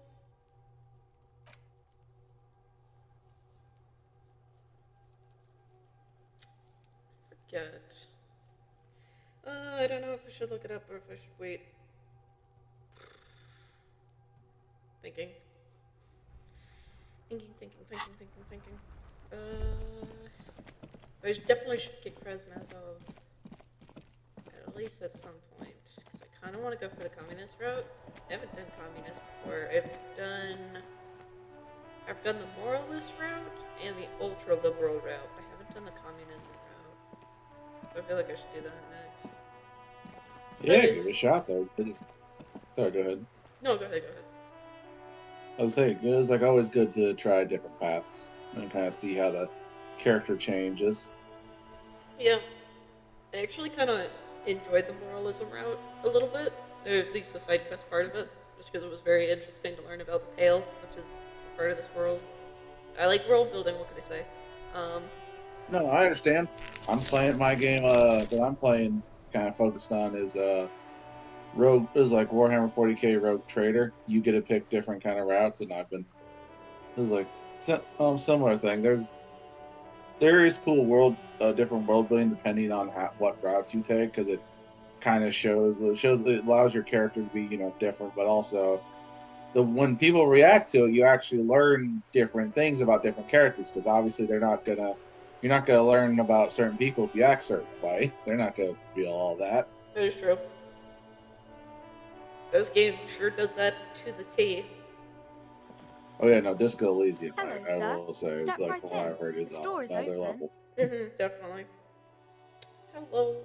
Are you interested in a new and exciting book? What kind of store is this anyway? It's a bookstore, sir. We sell books, postcards, and some board games. It's called Crime, Romance, and Biographies of Famous People. Whoa, whoa, whoa, whoa. Hold your horses, little girl. Don't be ridiculous. I know what all these other things. You're fooling nobody. Don't you sass me. Sir, are you okay? You've been standing here silently for a while now. Is it okay if I ask you some questions? Okay, sir. I'll try to answer any questions you have. I hope they're about books. Say, child, you wouldn't happen to know a good fridge, would you? A fridge? Yes, like a big fridge a cop could put a dead body into. You mean like the ice bear fridge? Man, that's scary. Ice bear fridge?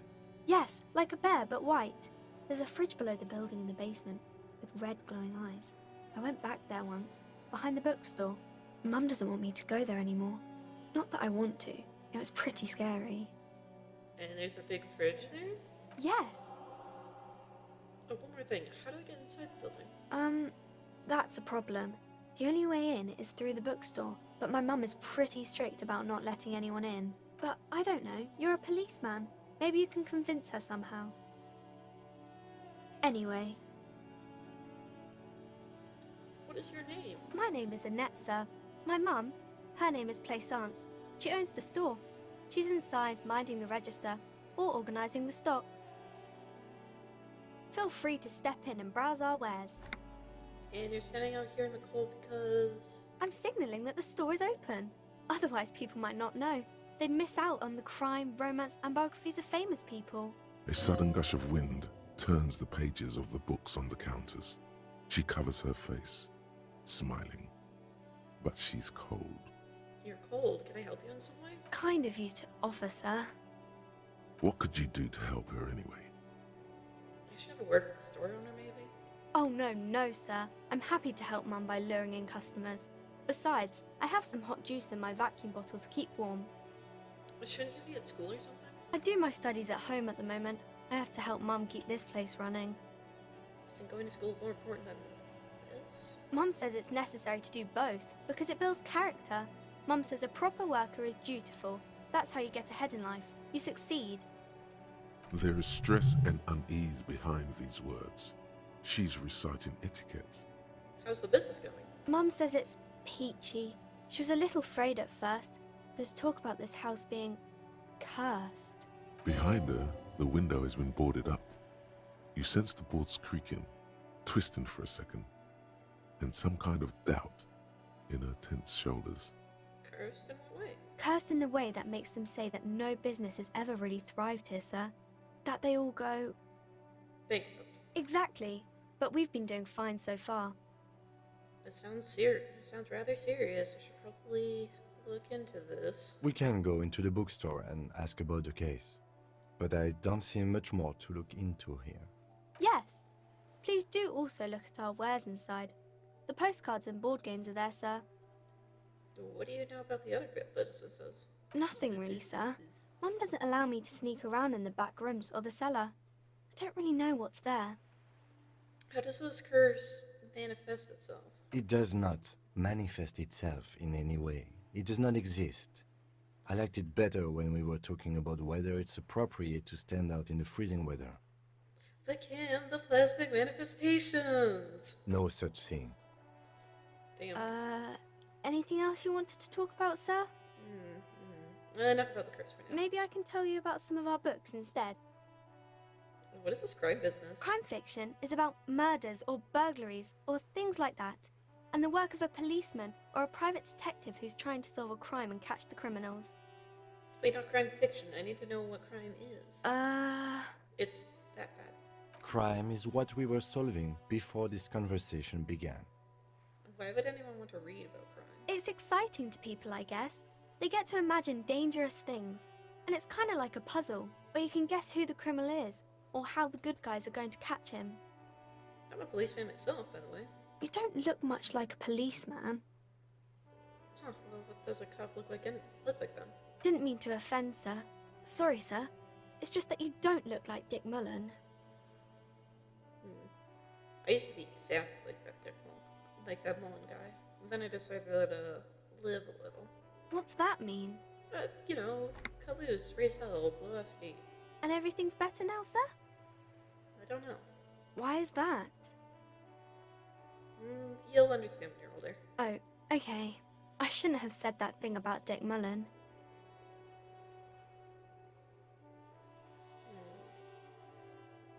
It's not your body that's important in police work anyway. It's your... head. No, it's your soul. Your blue soul. Soul. That Mullen guy looks like a Hampleman man. But who could respect that face? It's not even drawn correctly. He lacks soul. I'm not sure I understand. A policeman's gotta have the right stuff, an ingrained sense of the law. No one can follow a weakling like Mullen. If you say so, sir. He's just a fictional character. He's no match for your soul. Maybe you can show me some real police work, sir. Like in the books. What is romance? It's the type of book where there's a rich lady and she has to choose between the good man and the bad man. Yes, love triangles. Or there could be a story about a poor lady getting a rich man. It's about man and lady business, sir. What about a poor man getting with a rich lady? It happens, but usually the guy gets rich in the process. Or should actually be rich himself, but has lost his family property unjustly, like during the revolution or something. I see. Those are unhappy books, for most of the pages. People sad about what they have lost, but then it all turns out just fine in the end. What about when both of the men are bad? These are not very common. You can't have a choice between bad and bad. Nobody wants to read a story like that. Hello, Millie. You have decided to join us once again. Stop moving the microphone.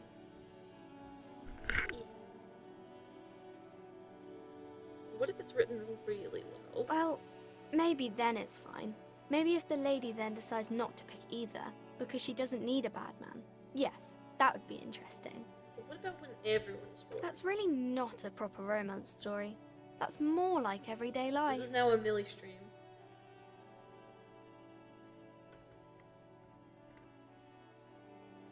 Sometimes you have to write about real life things. Not in romance books, sir.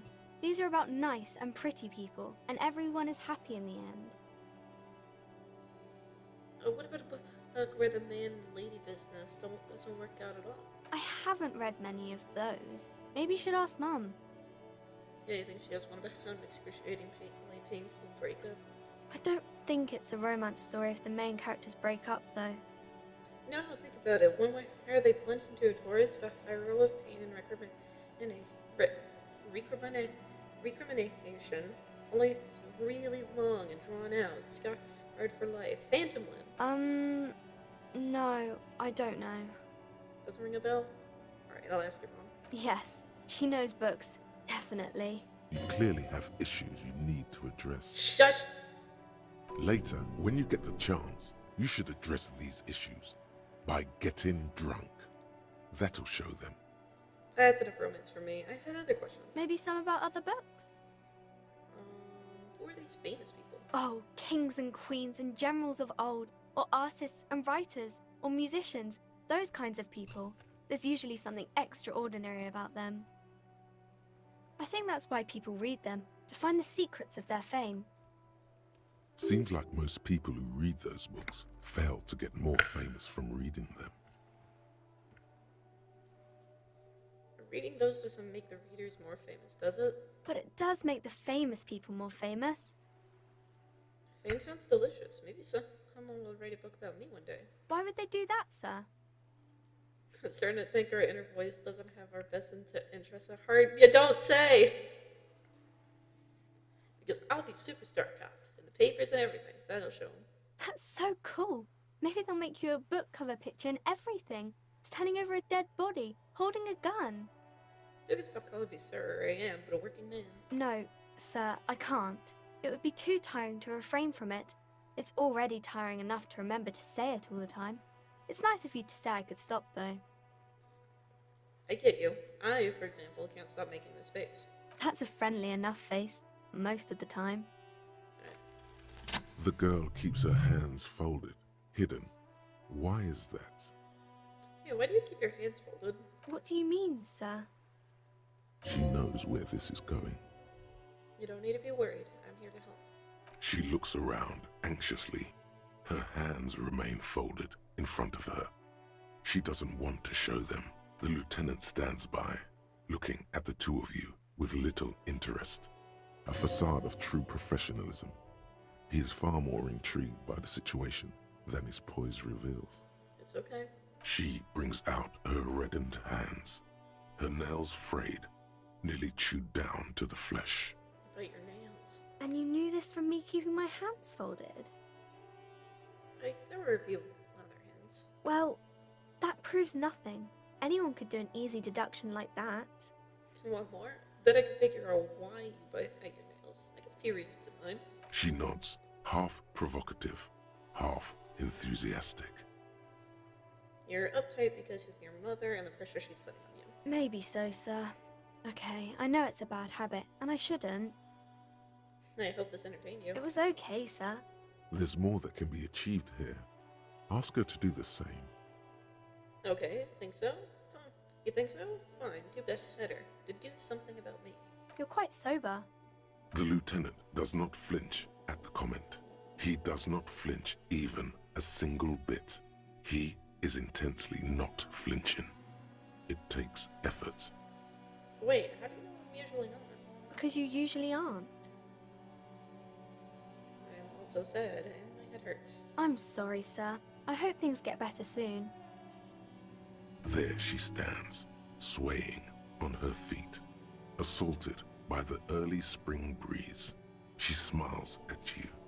The whole situation suddenly feels familiar, somehow. What am I missing here? Why does this feel familiar?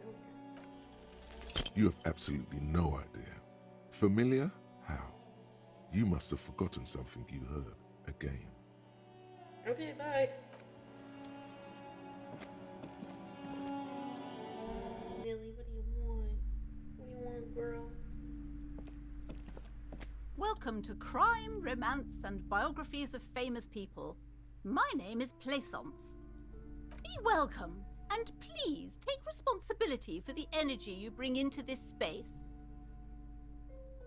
So are you the owner of the store? I am the proudest owner of our little shop of culture. I was told there's a huge fridge in the building cellar. Can you lead me there? A fridge?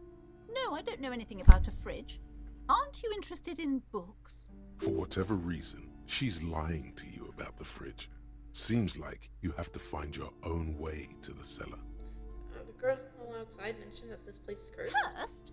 Who said that? Annette? I will have a word with her. This place is not cursed. It has a robustly magnetic energy. Good for commercial activity. My business is thriving, sir. Your daughter is the one standing outside the store, right? Annette, yes, my daughter. I hope she wasn't slacking off again with her nose in science fiction. Tell me, was she at her post doing her job like a proper girl? Yes, of course. Wonderful. Did you talk to her? Yes. Great. On a scale of 1 to 10, how compelled were you to buy books after talking with her? Her opinion of her daughter depends on how well she lured you into the store. 10. She's certainly very polite and helpful. My precious, her dedication brings joy to my heart. If you have children, I hope they turn out as great as my Annette. The way you're handling her strikes me as wrong. Mind your own business, sir. In our society, people don't get to tell each other how to raise their children. It's none of your or anyone's business. All this pressure has made her really anxious, you know? She's been chewing her nails. God, I've told her not to do that. It's disgusting. And I told you to mind your own business.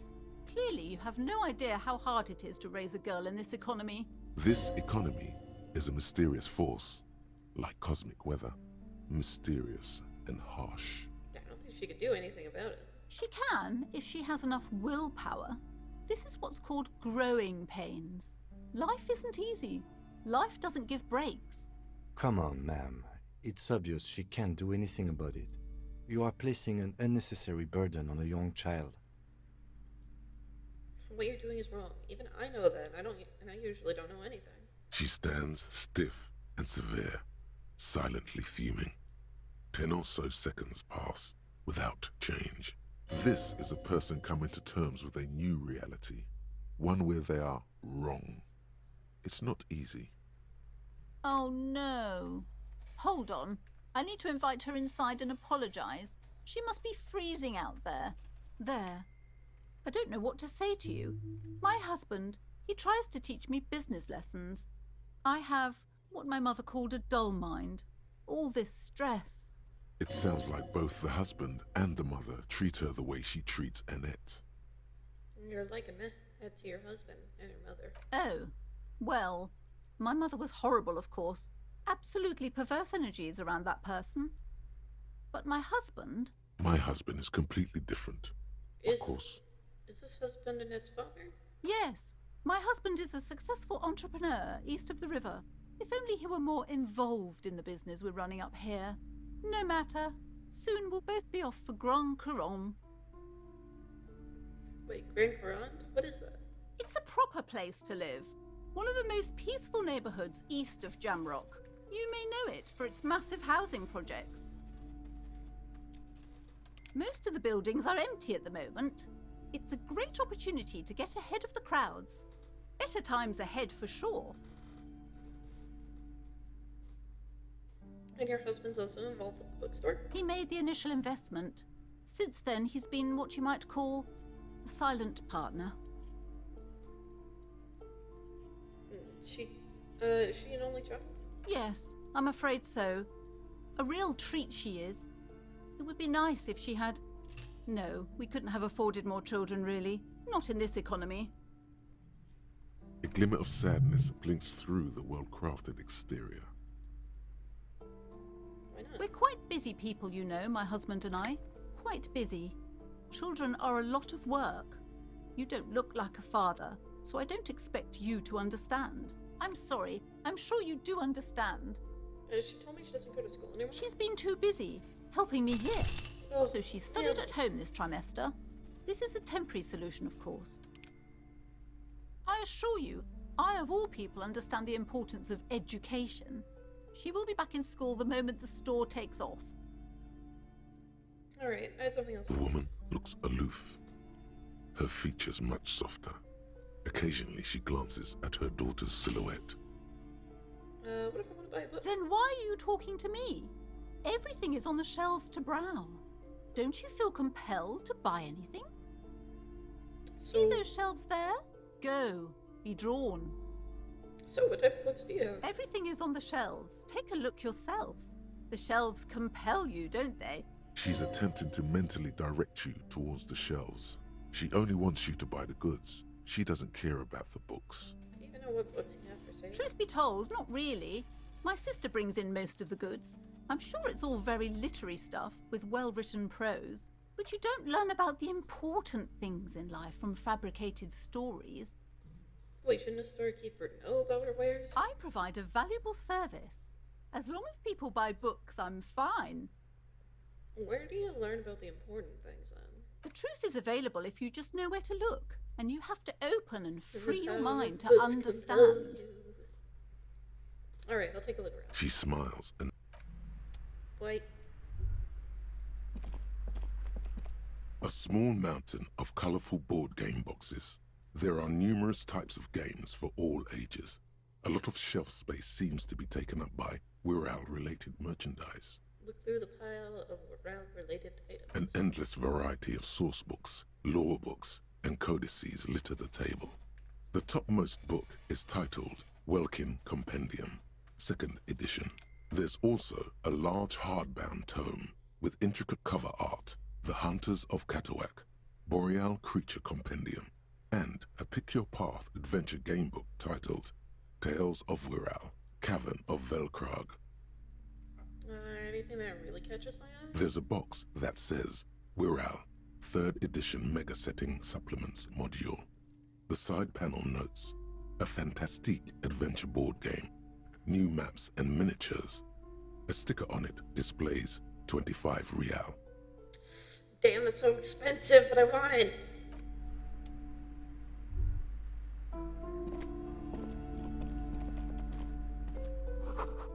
Book collects a national recipes of art. They're all about lake trout. The display rack is brimming with worn paperbacks featuring an extremely muscular, sword-wielding barbarian on the cover. Nearly all the titles contain the word Heimdall somewhere. Look through the display Rows books. and rows of Heimdall men blur your vision. You make out some titles. Man from Heimdall and the Mammoth Riders. Man from Heimdall, Return to Heimdall. And the solipsistic Man from Heimdall and the Heimdall Man. Good God, how many are there? Maybe 100. Man from Heimdall and the Sages at the End of the World. Man from Heimdall and the False God. Man from Heimdall and the Scorched Earth. Man from Heimdall, the Heimdall Colonies. Man from Heimdall and the Swamp Beast. Man from Heimdall and the Snow Crabs. Is that all? Not even close. Man from Heimdall in Hell. Man from Heimdall and the Forest of Slaves. Man from Heimdall under the lake. Man from Heimdall, Heimdall burning. There's even The Trial of Death, a pastoral combat game book set in the world of Heimdallaman, and so much more. Any of the books call out to me. A twinge at the back of your head makes you flinch. Your eye starts twitching. What is it? Your hand reaches toward a book with glossy cover art of the very muscular Man from Heimdall in chains, kneeling in front of a staircase leading to a throne. A woman sits on the throne, leering at the man. She's laughing at him, belittling him. Between the throne and the Heimdallaman lies a bonfire, casting shadows on the wall. The shadow of the woman's headdress looks like a pair of devil horns. The title reads, Man from Hjelmdal and the Devil Woman. Interesting. The display rack before you is burdened under piles of Man from Hjelmdal novels. Okay. That's enough on that. I do need a map, though. I'm gonna need that map. Several maps have been attached to a bulletin board hidden inside the alcove. They're held up by small pins. The board has come loose from one corner. The maps look old and faded. Your eye catches a map of Insulinda, a map of Revachol, and a map of Martinez. Look at the map of Insulinda. This large map displays archipelagos. You see a constellation of small dots on the light blue emptiness of the Insulindic Ocean. The largest in the northeast is La Caillou. You are here. Another, far away in the southwest, Seminese Islands, Ile de Fantôme.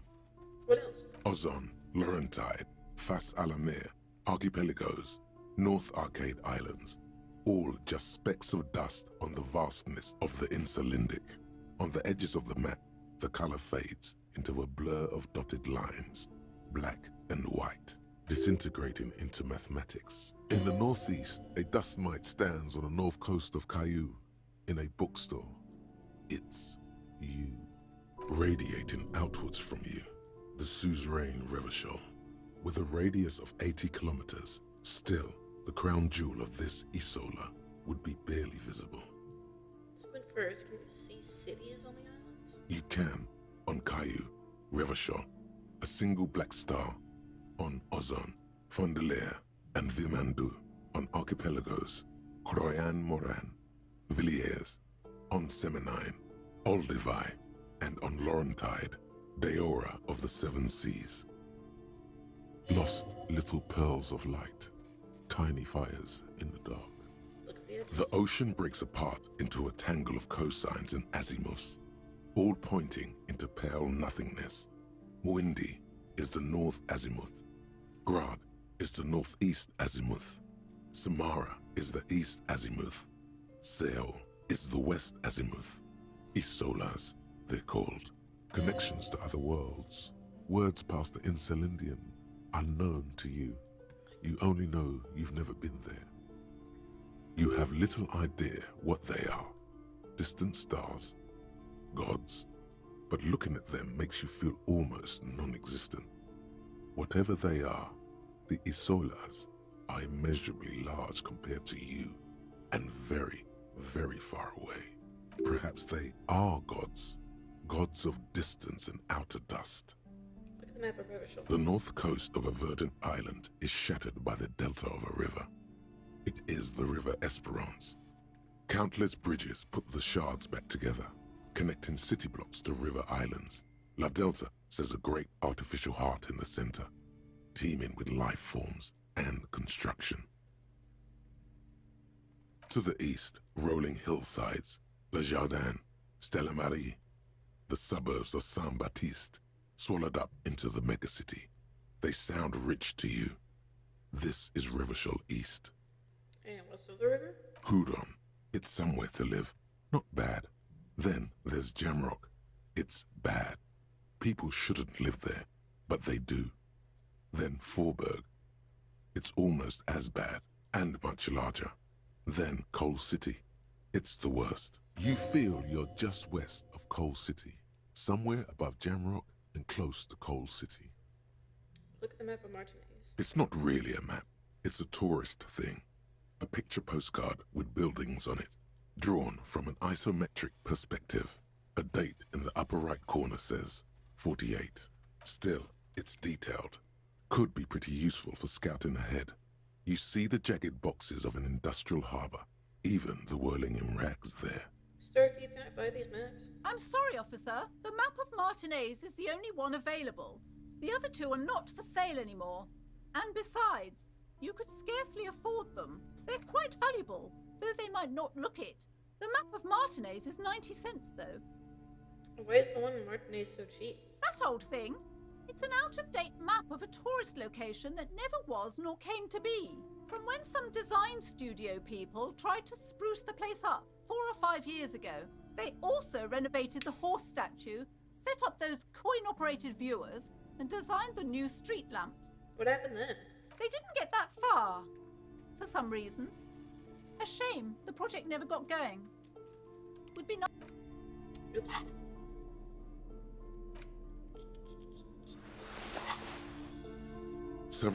The maps look old and faded.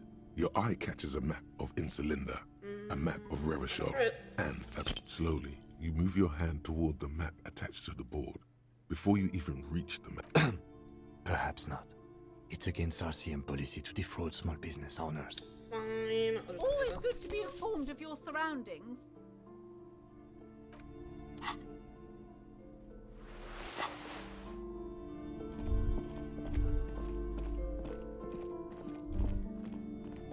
You see a set of tattered curtains blocking the way to another room.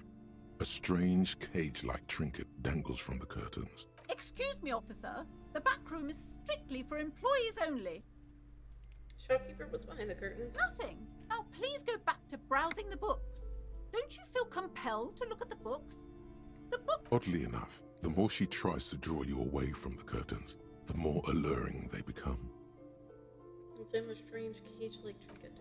You see some kind of charm, an irregular polyhedron assembled from bones, sticks, and straw.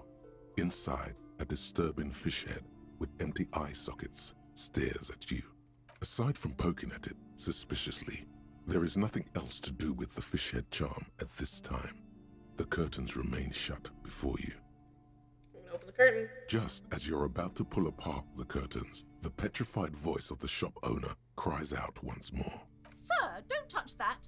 I told you it's off limits for the customers. Parapsychologically speaking, we're done if you decide to open them. I won't be held responsible for the consequences. She looks away, mumbling. Why is everyone always messing with the curtains? Why can't they just buy books like normal people? But I sense this place calling for me. I must investigate beyond the threshold. You do? My God, even more reasons not to mess with the curtains. Just step away, dear sir. Alright, I'll think about it. Thank you. Let's just talk about this first, all right? There's no reason for you to venture into the unknown. What are you, a coward? Think about the marvelous adventures waiting for us on the other side. We'll get there, horrific necktie. Relax. There is something mysterious about the curtains. Be careful. The curtains, tattered with age and covered in dust, hang before you, as if taunting you. Or the curtains for now. Yes, yes. Hello again, esteemed officer, and welcome to Crime. I already told you, it's just a storage room for employees. I don't understand why it's so important to you. Just let it go, officer. Go buy some goddamn books. You're supposed to be drawn to the books. If it's just a storage room, then it wouldn't hurt to if I just peek inside. It's not like it's cursed, right?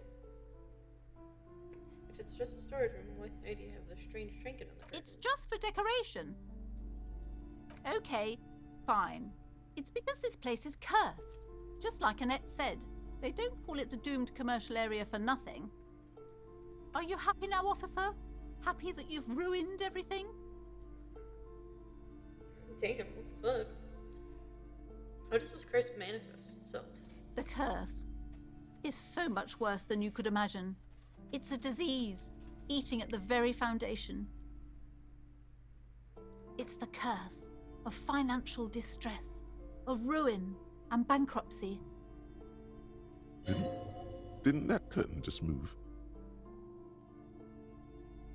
Okay, I'm a little confused. What does that mean?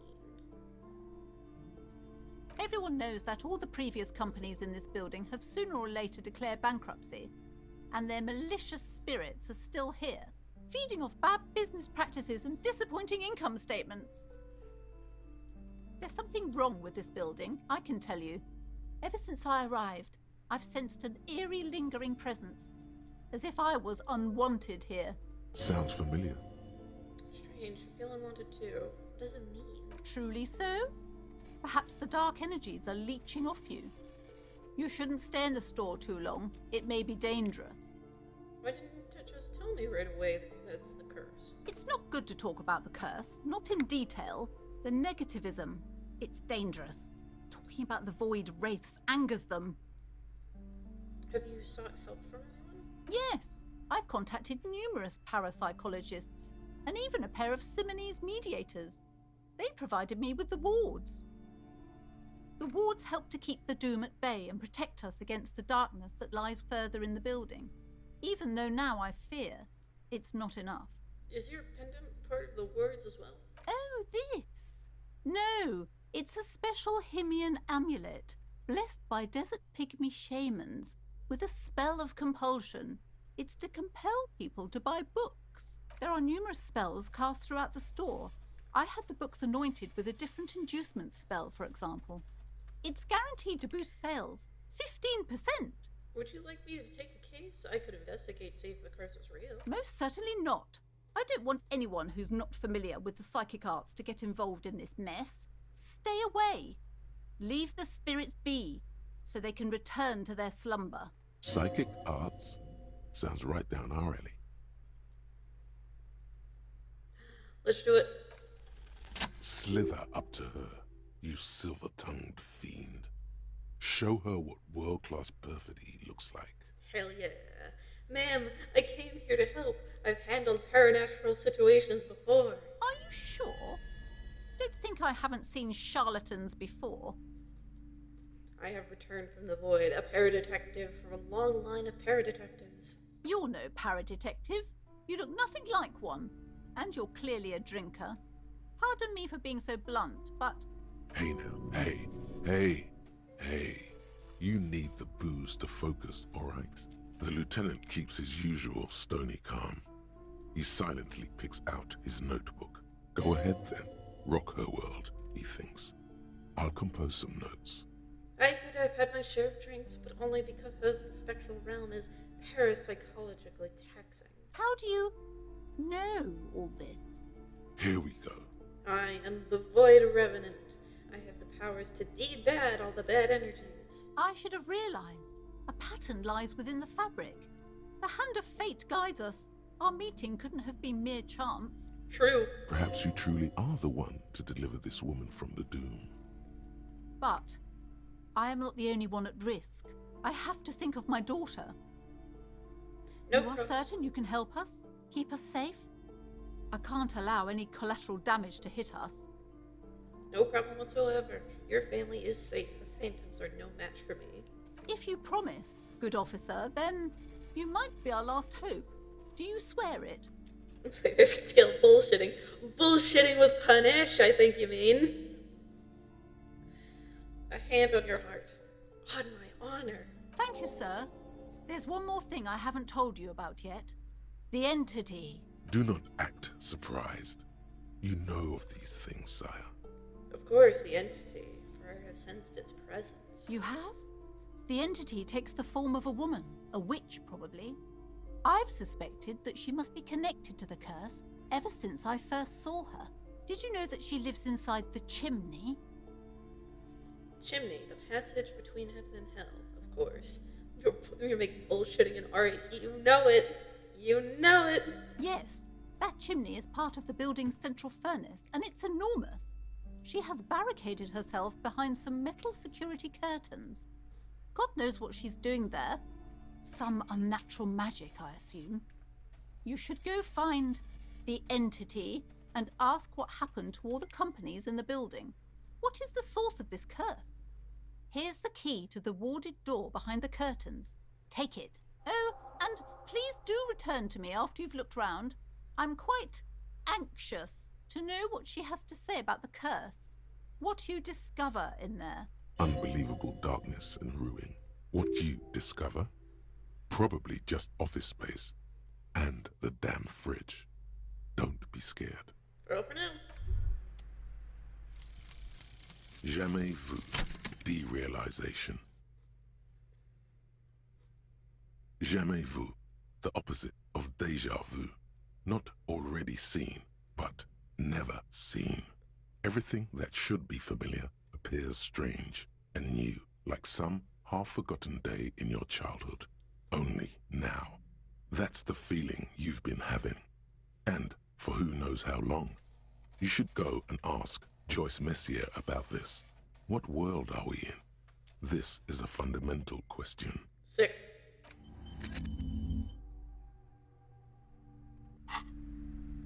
Hey, let's go.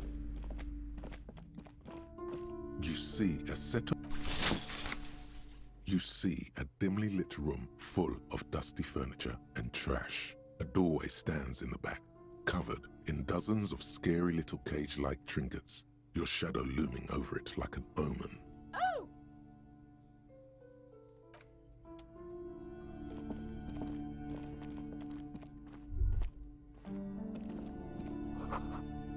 Ghostly silhouettes of hairdressers. Oh, hair dryers. A vaguely androgynous portrait of a man. Merely looking at that unmanly haircut threatens your masculinity. Shut up.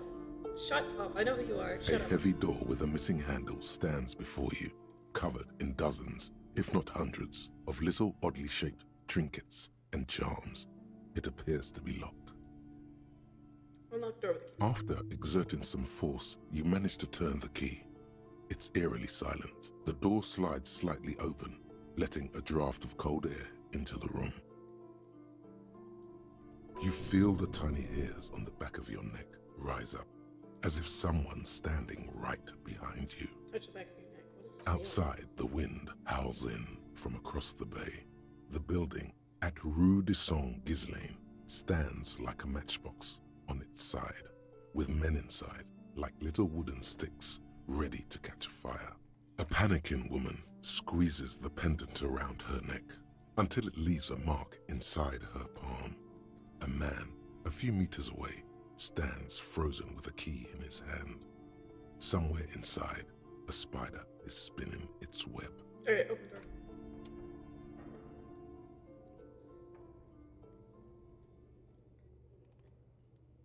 What's up, Kim? What you got to say? What is this place? It's the netherworld, beyond the veil. No, it's a gym. Though it looks like no one's been here in ages. I doubt the electricity still works. Good thing we have a flashlight on us. Don't forget to take it out of your bag before we move on. An eerie feeling rises in your chest. What if there's a reason why no one's been here for ages? Yes, because it's closed. No need to look for supernatural explanations where a banal one will do. Now let's move on, shall we?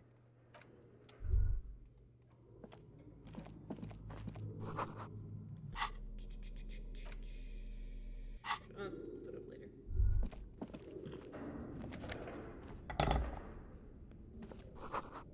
Poster says City's Fortress. The rest is real torn off. I can't fucking read. Hello? Yes? You know what? I haven't really talked to him all that much. What do you want to know? Literally anything about it. I can't remember a single thing. Ah, yes. The case brief you missed. Now I remember. Brief, yes, that sounds good. 3 days ago, the RCM Emergencies Desk received a report about a security guard who was found hanged in Martinez. An anonymous caller said there was a dead body behind the Whirling in Rags hostel cafeteria. The cadaver had been there for 4 days. No one had come to investigate. During that time, the victim had been stripped of his belongings. The caller did not identify him, but used the word lynching. There is an ongoing labor dispute between the local dock workers and the logistics company Wild Pines. I was told we should approach the death as part of this dispute. Oh wait, does the briefing say who the victim was? Man, this game has everything. Dead dick, communism, ghosts, and more. Sure does. Does it make you want to play it, JJ? I'm talking to you specifically.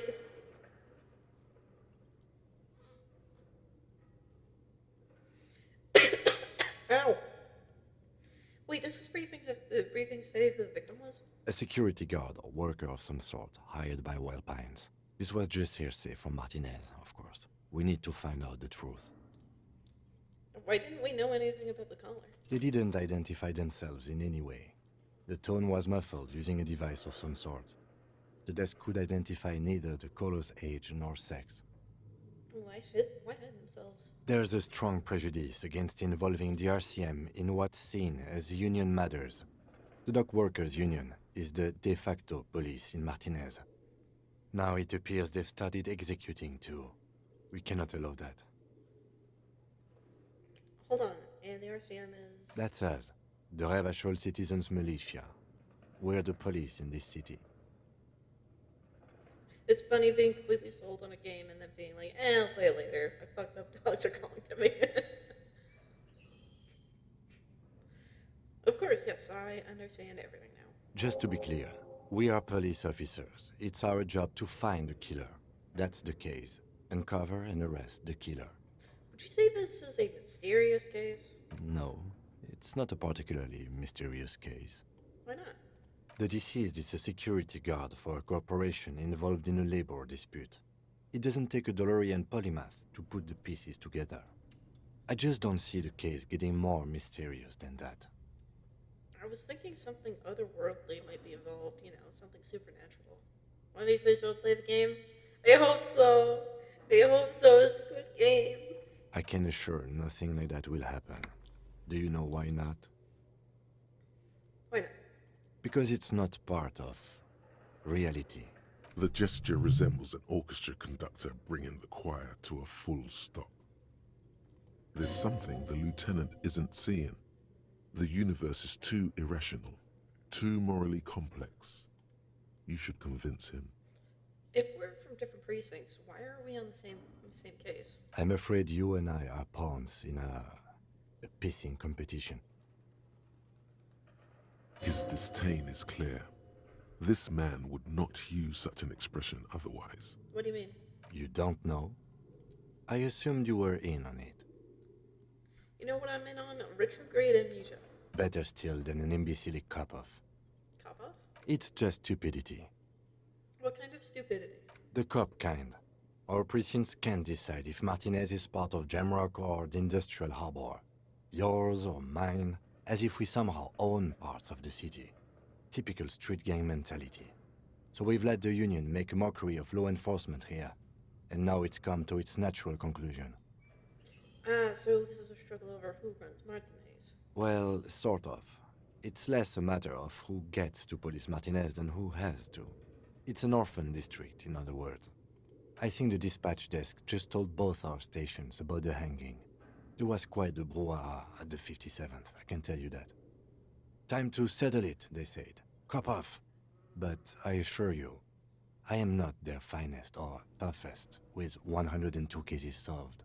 What I am is least interested in a pissing competition. Is that how you say brouhaha? Is that how you spell it? I had never known that. So he volunteered to represent the 57th, but not out of competitiveness. On the contrary. So you volunteered to spoil it? Yes. I'm an unrepentant spoilsport. What's special about Martinez? Martinez? Nothing. It's just a puddle at the end of some drain pipe. No one cares about this place. They care about sports. Most of our colleagues don't even know how to get here. North of the interchange doesn't exist. A tremble comes over you. Another after effect of ethanol poisoning, perhaps. Feels like leaves do when they rustle in the breeze, somewhere far away, below the turbine. The 41st and the 57th. The lieutenant was right. It's not about who gets what's north. It's about who doesn't. I wonder what this says about me. That I was sent by my station.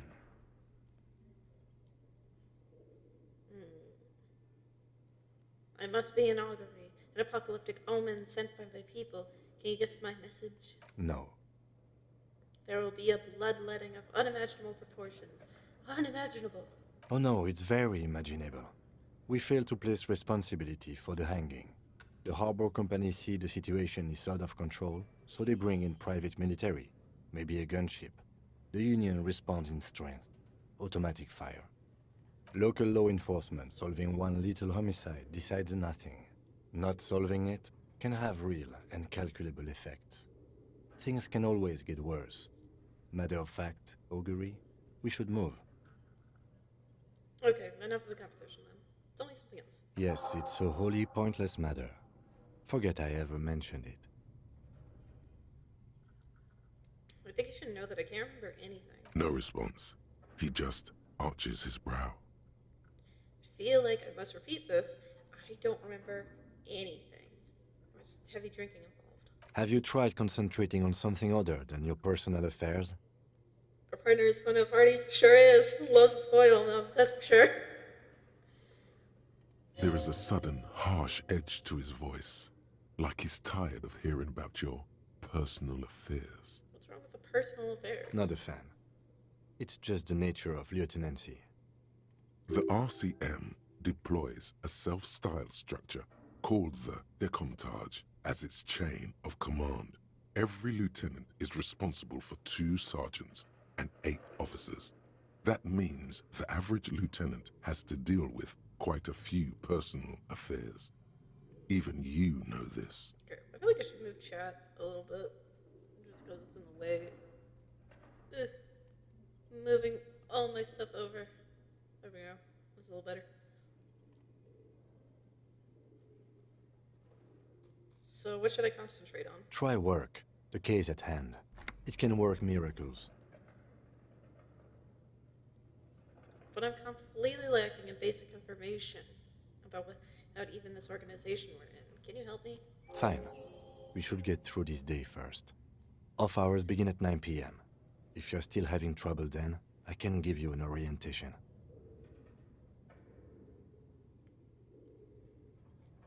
Right, Focus on other people's troubles, not your own. That is a relief. Okay, forget it. A moment passes.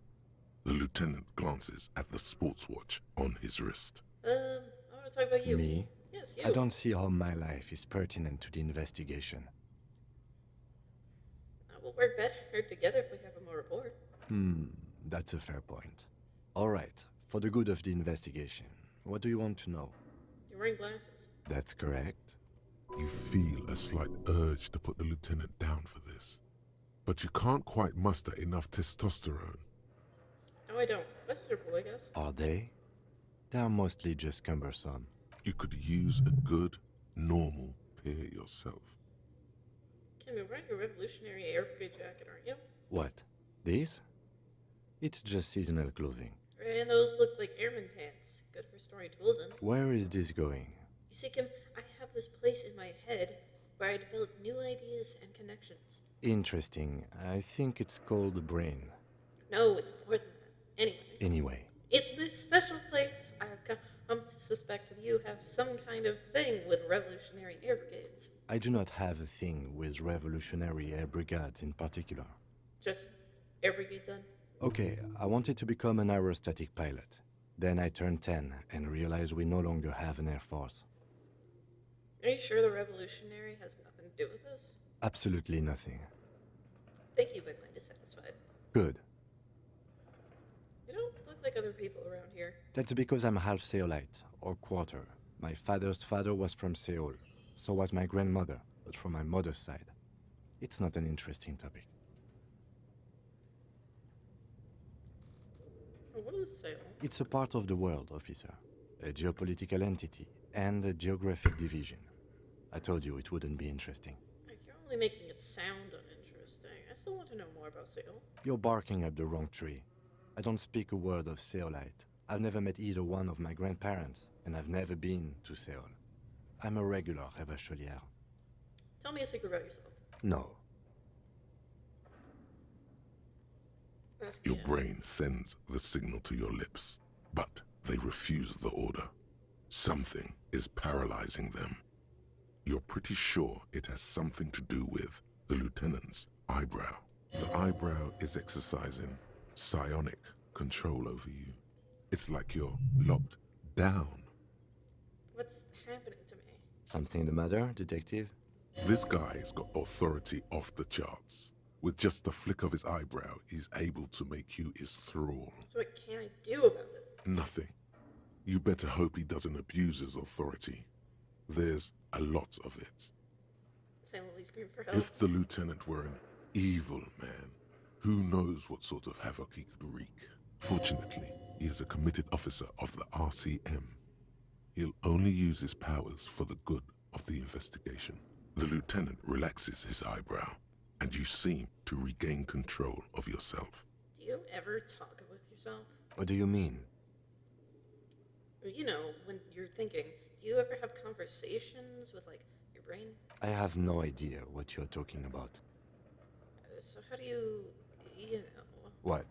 Think? I do most of my work inside my notebook. The lieutenant produces his small blue notebook and idly thumbs through a few pages. That's where his conversations with himself take place. You're super lucid, yet psychedelic. You don't need office supplies to connect to your nervous system. You're special. That's all for now. Good. Let's change the subject. You seem to be following me. Excuse me? Nothing, just an observation. You have a distinctive way of walking. If I were to walk in front of you, we would surely collide. What do you mean distinctive? I hope you don't take this the wrong way. It's just a collegial observation. In the 57th, we call it the Jamrock Shuffle. Officers from Jamrock's 41st Precinct tend to move a bit erratically. How's that? They say it's a scene-clearing technique developed by one of your lieutenants for gathering evidence. It's erratic, yet thorough. Prioritizes containers. You're kidding me, why containers? I don't know. Containers contain, I guess. I'm making assumptions. We should move on. Passing along frivolous interdepartmental stereotypes is not usually his oeuvre. He regrets bringing it up. Alright, thank you. Hello, Millie. A barbell lies on the floor. The color has worn off its weight plates. Okay, Millie's trying to pet me, so I have to go feed her. I'll be right back.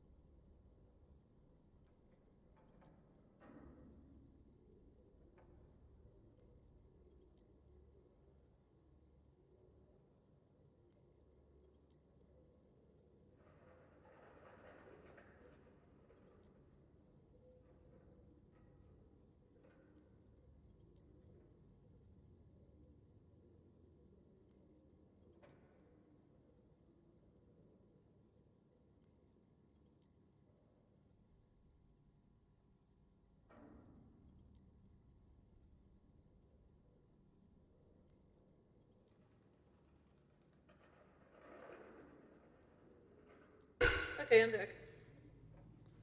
I have some snack now. I have brownies. It's 60 kilograms. Your triceps hum at the sight of these weights. Show the world what kind of beast it's dealing with. Lift them. There are no collars on the barbell. This is a safety hazard. Why does it feel so familiar? It's familiar because I'm a weightlifter. No, it's not that. It's the stale smell of rubber, the squeaky sound of sneakers, your bruised knee against the mat, and a whistle. Then the feeling is gone. It's just a memory from another life, when you were young and fit. Look, Kim, it's a trip. There are no colors on the barbell. You're right. The weight may fall off. Better not touch it then. What kind of bastard would just remove the colors? That should be a felony. It would be a violation of EPIS safety regulations if the gym was still operating, but it isn't. No one's supposed to come here anymore. Okay. Should I save scum and try to lift the barbell? and asking you, chat, because I must know. Yes, always to save Scummy. Always do saves coming. All right. Do a quick save. Always saves scum. All right. The All right, let's do barbell it. waits patiently on the The floor. haters like a say dog save for its Scummy. master. I call it save Maxing. True. Ow. You manage to hoist it off the ground, but the barbell feels wobbly and dangerous. Your hands slick with sweat. Turns out you're no beast, just an old man with bad form. See? See? This place is cursed. Whatever. Weightlifting is for the intellectually impaired anyway. Maybe my palms are just. Wearing gloves would definitely make it easier. Okay. Load that quick save.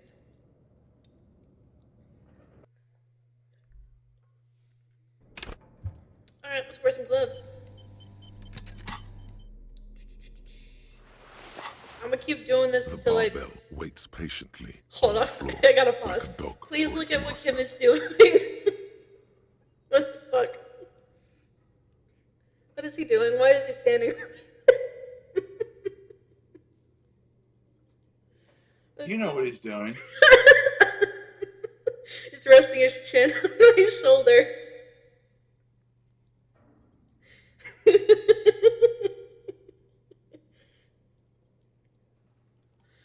You know how history will remember them.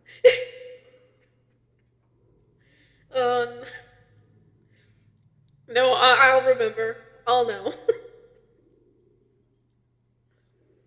Okay. Great, Jim. Nope.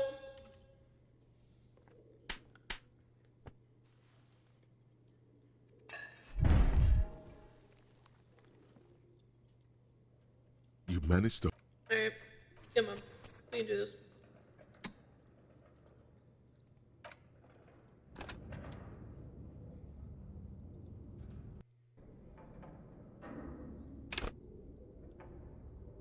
The barbell waits patiently on the floor.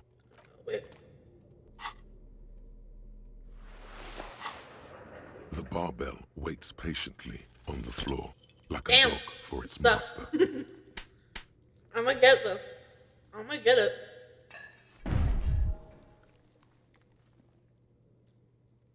You managed to see?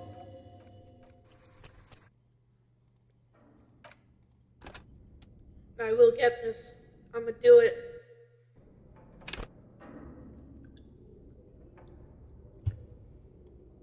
The barbell waits patiently on the floor, like a dog for its master.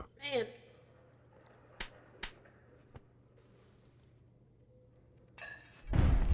Problem is, I gotta go through this whole, like, frame. You managed to. This animation. Or I have to do it again.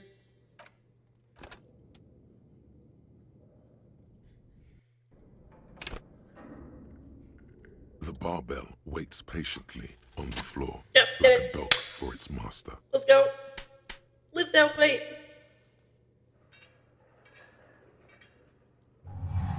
Hell yeah. Conjuring up an inhuman amount of strength, you raise the barbell up in the air. Your biceps tremble. Okay, bye, but you're a JJ. savage. This is a children's game.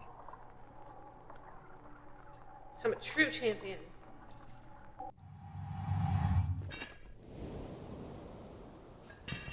Fuck yeah. A warm wave of accomplishment washes over your head as you drop the barbell to the floor. For a moment, it feels like you're strong enough to succeed at anything you ever set your mind to. Hey, but you're still in a ghost house. What if someone heard this? What if they know you're here? Good technique. Thank you.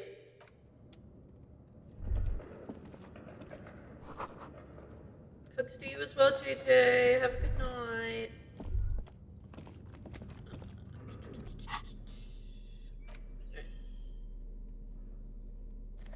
Go. Alright, let's go. Always blocked by old window panes and debris.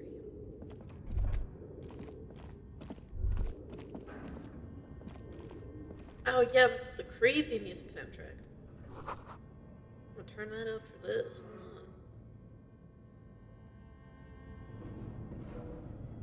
Hold on.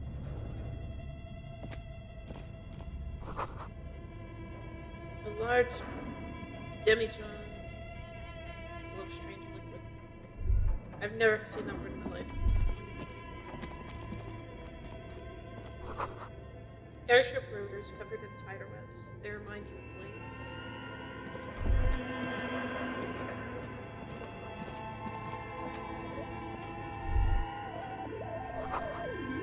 A naked man from torso, strange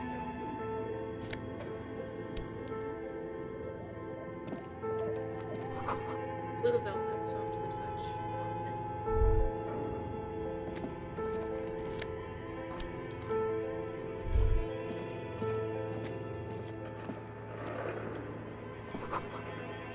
skis with slipstring printed on the laminated top layer.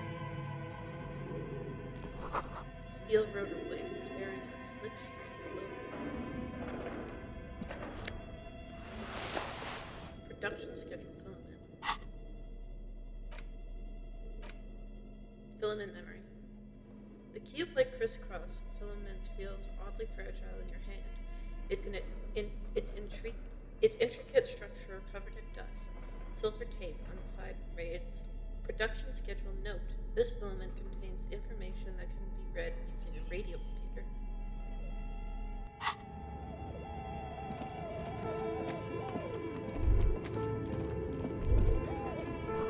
But where are the clothes used to display?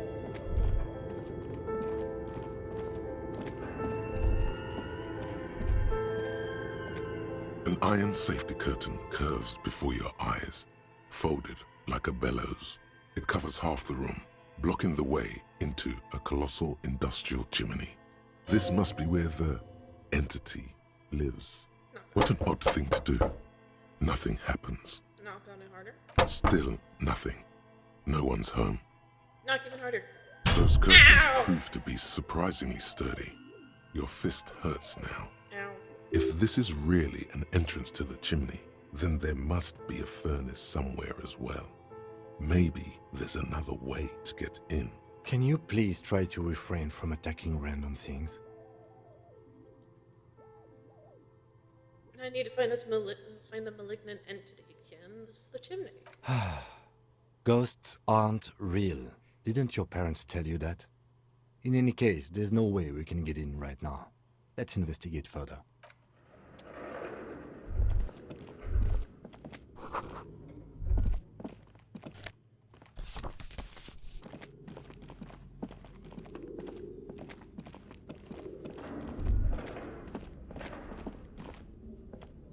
Your flashlight slides over an old green chalkboard covered in scribbles, sketches, and schemes like some ancient cave mural.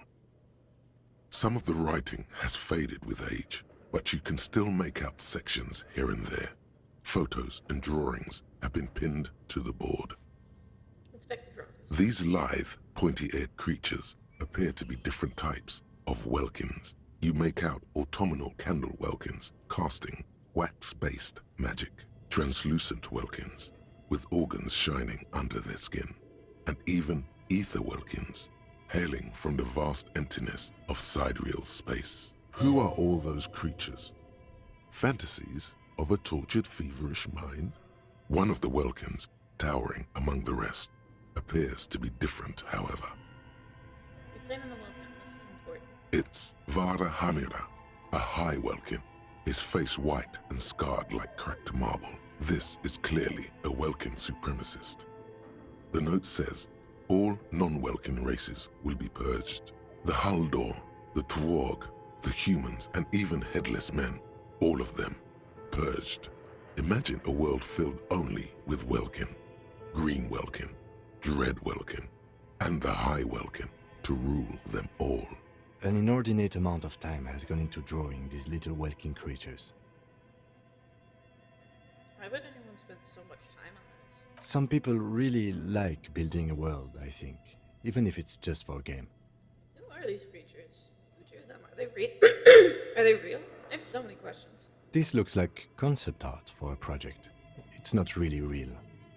One of them is a Welkin supremacist. Mm-hmm. Political commentary. That one has a great beard, too.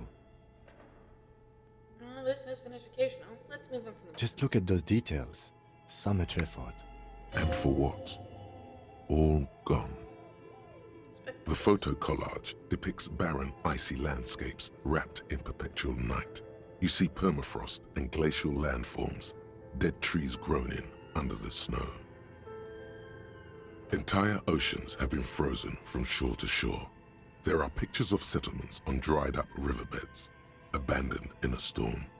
Animal corpses in the dark, carcasses and bones. Albeit dark and cold, this vision also feels cozy in its own way, like eggnog or morphine, a much-needed respite from our own world. A pinned postcard reads, "The heat death scenario. A desperate fight for geothermal energy engulfs the world as Wirral becomes untethered from its sun, drifting through the universe." Inspect the schedule. This is a monthly calendar from the year 50.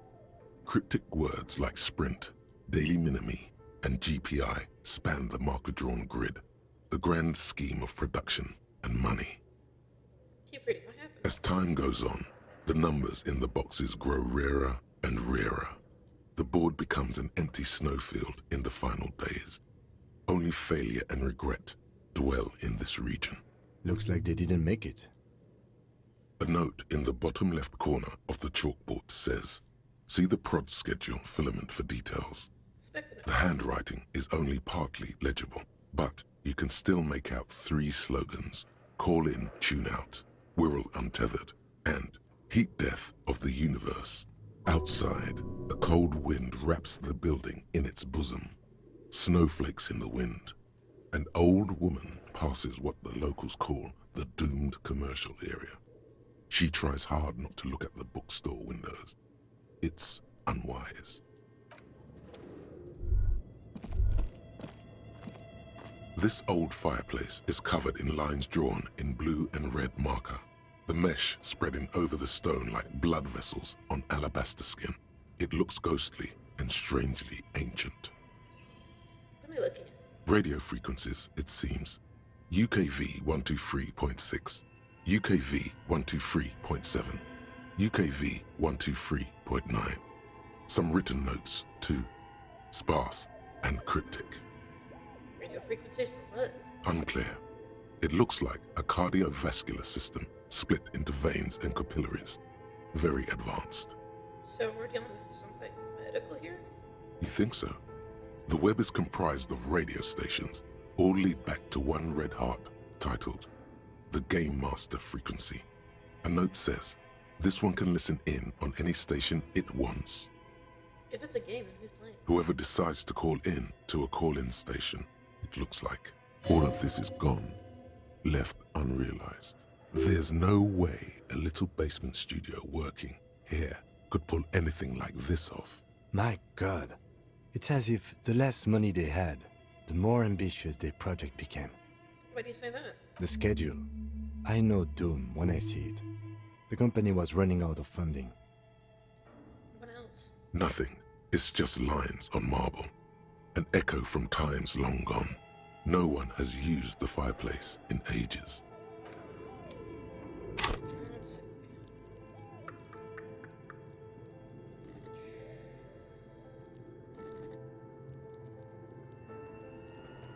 I have so little endurance. It's from my damage, I think, though.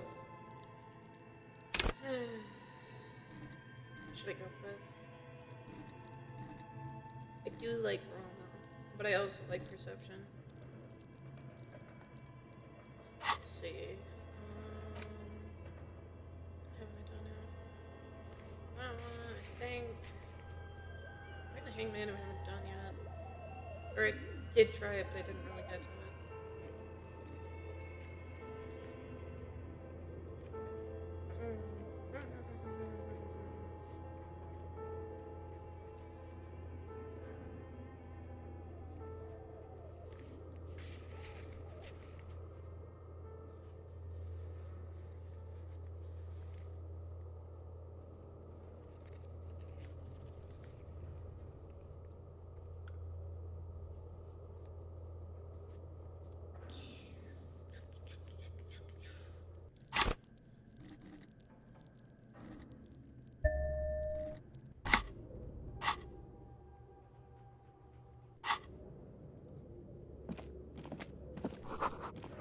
scribbled across a notebook. Developers for the most advanced RPG in the universe.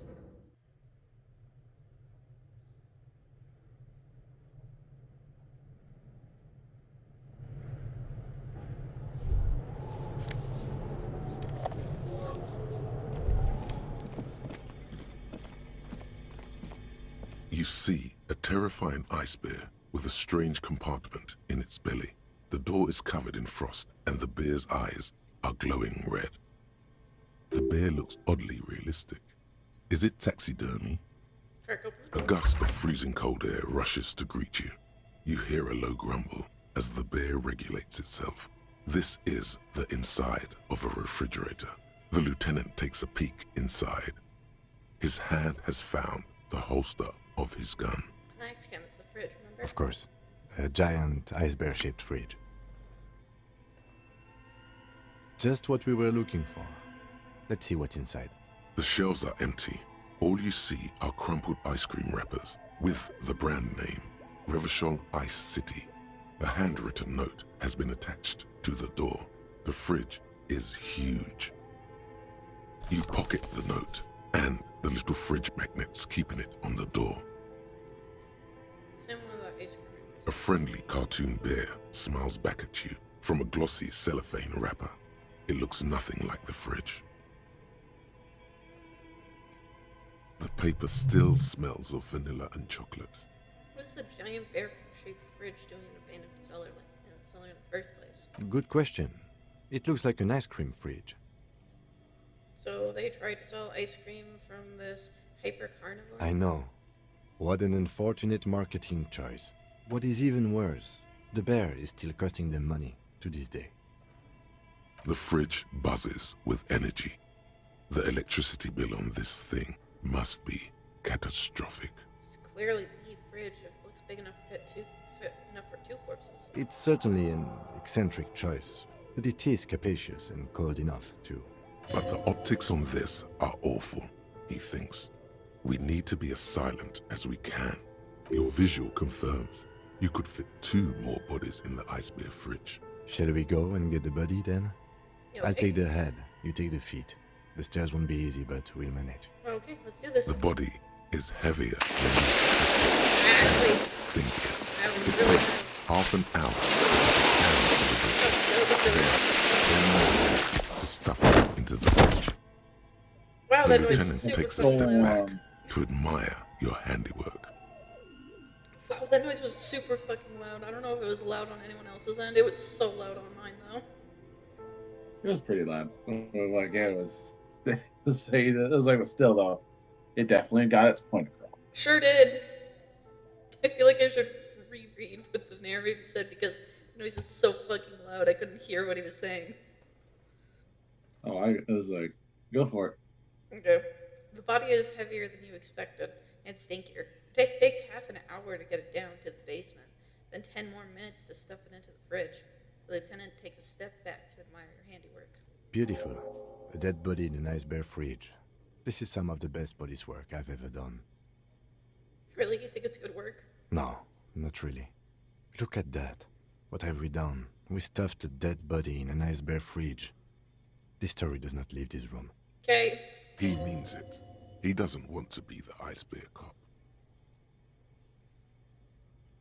Yeah, I'm not proud either, but we did find a fridge. As impressive as the fridge is, this is a small victory, among numerous defeats. At least we've stopped the body from decomposing further. Now you can conduct another inspection, under controlled circumstances. Inside the icy realm of the ice bear fridge, the corpse stands slumped, waiting. Shoot, Looney Rooney. How do you like it in the fridge? I like it a lot, brother. This really is your finest hour. You're a genius. A regular Corporangelo. Come back later, Corpo. Amuse yourself. You touch the dead man's body. His skin is cold, light blue and silvery in the light of the fridge. You still have no idea where to begin, or what to even do with him. God damn it. It'll come to you sooner or later. At least he's safe here until then. You tried. I tried.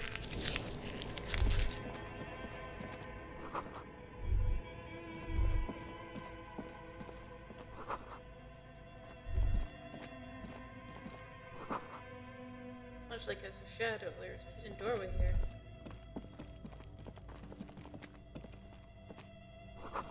Two rusty rifles are hidden above the piping. They look inoperable. Someone has stuck some busted guns beneath the ceiling. A few bricks have fallen off, revealing a compartment behind the wall. It's too dark to see in. Where are we? Seems like an old bunker from the revolutionary period. Look at all those rifles. Must be an old weapons cache. Look, there's a hole in the wall. There is, yes. And there also appears to be something inside the hole. Interesting. Do you want to take a look? Okay, I do. Your hand reaches deep into darkness and spiderwebs. Rummaging around, you find rusty rifles hidden away. Rifles, Ken. Are these any good? Most of them are rusty and inoperable, like the rest. But one catches your eye. A bolt-action model with a fine wood stock, in better cosmetic order than the others. Take it. You're a police officer. Police officers carry guns. This one looks nice. That's a rare sight. Seems to no longer be functional, but still, beautiful thing in its own way. That wasn't the right line. An old bell Magraf from the Revolution. Lieutenant oaths with approval. His eyes are gleaming. Seems to no longer be functional, but still a beautiful thing in its own way. What does this mean, a rifle here? It means there are firearms, albeit inoperable, still lying around in Martinez. It's an interesting coincidence, I would say. Might come in useful in the future. He likes this find. You are a gunman, we get it.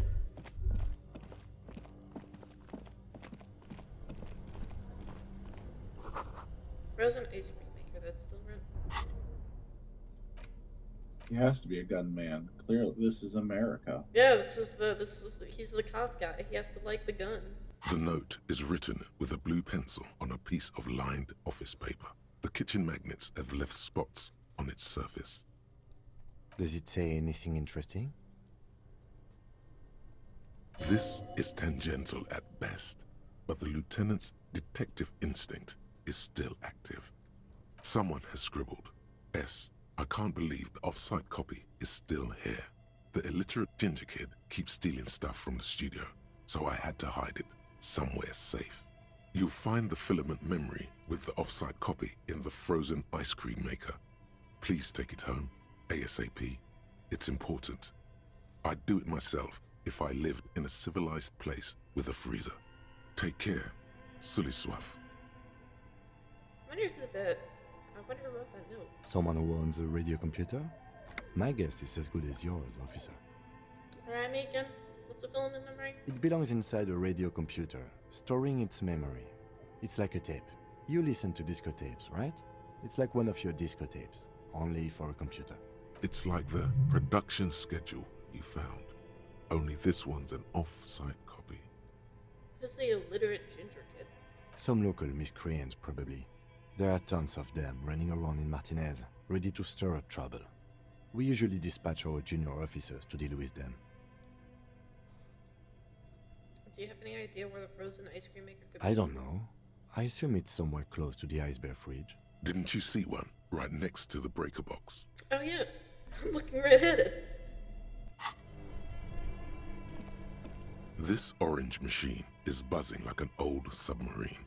It has a hand-cranked ice cream churner on top and an electric freezer that appears to be frozen shut. Turning the crank feels oddly satisfying, like stirring your childhood dreams. In the distance, you hear water dripping. It's all gone now. You'll never become a poet or an entrepreneur. What better to assuage the creeping sense of failure than some frozen fat and sugar? Try to crack open the lid. You slip your fingers under the frozen lid, but the ice is too cold for you to get a good grip. A pry bar would come in handy here. If you want to try again, then you need to have the pry bar in your hand, detective. 2 cables are plugged into the breaker box. The red one leads to the ice bear fridge, and the black one to the ice cream maker nearby. Unplug black. Something close to you dies with a soft electric purr. Why did you do that? I don't know why I unplugged it. I do things without any reason. The lieutenant raises his brows, but doesn't say anything.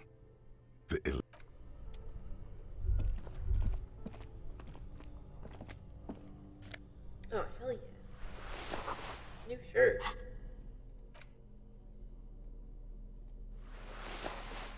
Sick.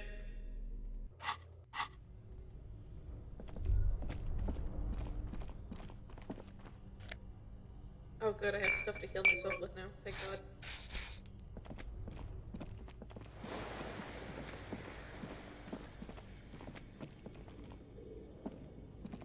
A thick layer of coal dust covers the furnace, coloring it pitch black. Looks like this furnace has a face, and it's a face of agony. Kim, what is this thing? Is it a furnace? Looks like it. Looks like an old central furnace used to heat the building. It's connected to the chimney. No one has used it in ages. No signs of any recent fire. Only dead rats. It's dark and grimy here. In the darkness you can hear chatter. It's coming from above. A voice, or several voices, talking to each other. Near the smoke chamber, upstairs, the echo is so prominent, it's impossible to discern what the voices are saying, or what's producing them. What are you doing? I'm not sure, Kim, but I think I can hear someone talking upstairs. Wait, really? Maybe it's coming from behind those safety curtains we saw upstairs. This voice I heard. Maybe it's the malignant entity. Place on set that lives in the chimney. You're right. The rooms do look like they're connected. But malignant entities don't exist. At least not the supernatural kind. Kick it with your foot! A hollow ring echoes through the furnace. Your toe Shit, that one really hurts. Something breaks loose in you. A mighty bellow echoes throughout the chimney's depths. The chatter of tiny voices above suddenly cease. Then, Hello?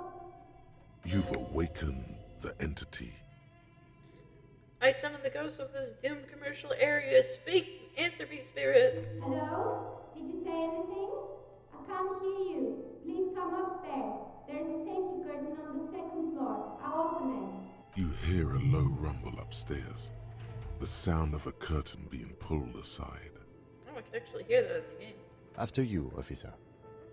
I fucking hurt them. Ow! Yes?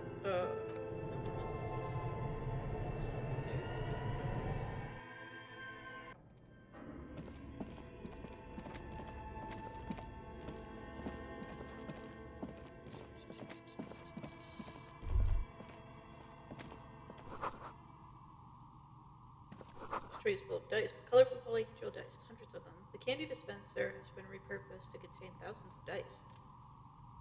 Hello, I'm Nia. Did you try knocking on my window? I must have missed you. I've been listening to my Melius. So what kind of die are you looking for? Could this be the malicious entity? Perhaps it's wise to go along with this masquerade for now. She's got a direct view to the backyard. You should interrogate her about the lynching. Hold on, what do you mean by Milus? Yes, Amelia is like a call-in station. You need a two-way radio to access one. That's why I have these. Mostly, they just teach you to swear in different languages. But some of the stations can be quite interesting. I was so absorbed, I must have missed you knocking. Then how did you get inside? By the south entrance? You know what? It doesn't even matter. What matters is that you're finally here. Let's talk dice. Did you have something specific in mind? Why are you asking me about dice? I'm a novelty dice maker. Tell me the name of your role-playing system and I'll make the die you need. That's why you're here, yes? Honestly, I'm not really sure why I'm here. How strange. Well, if you're interested, my rate is 10 real per set. Unless you want something really unusual. Take a look around and see if there's any particular stone you want to use. This person means you, or no one else, absolutely no harm. She will answer freely and honestly. Okay, how did you become a dice maker? How did I become one? It was a business decision. I was a regular jeweler at first, but that's an unfocused field with too much competition. Some of my friends were role players. They asked me to make some polyhedral dice out of cobalt. That was my first order. I grew it from there. Do you like role-playing games yourself? Not especially. I like working with rare materials and a steady pay. And role players as customers? They're nice people. She's thankful for the security they provide her. What do you know about the man who was lynched behind the whirling and rats? Nothing really. I didn't know him. Who cares about the dead body? We might be dealing with a malignant entity here. Oh no, her friends were nerds. Oh no. The lieutenant looks at his notebook, then the woman under the large window. Your window looks directly onto the courtyard. You're saying you didn't see or hear anything unusual last Sunday evening? I'm sorry, detective, but as you know, I usually have my headphones on when I'm working. It shuts out most of the daily ruckus behind my window. Yeah, definitely not relatable at all. Definitely not someone here on this live stream that is definitely relatable to. Nope. Couldn't be me. What do you mean by the daily ruckus? Well, there's always something going on in the Whirling's backyard. During daytime, there are usually those kids. And lately, I've been seeing a lot of drunk workers hanging about. Must be because of the strike. But I never saw anyone during that fateful Sunday night, I'm afraid. And you never took your eyes off the work to look out the window? I might have, but in this case, all I would have seen is my own reflection staring back from the darkness. It's really hard to make anything out in the yard when it's dark outside. Besides, I rarely get up to look out the window when I'm in the zone. Do you often work Sunday nights? It's an odd profession, making dice for people. But I like it, and I prefer doing this to sitting at home. I see. Thank you for your answers. She nods. Anything else, officer?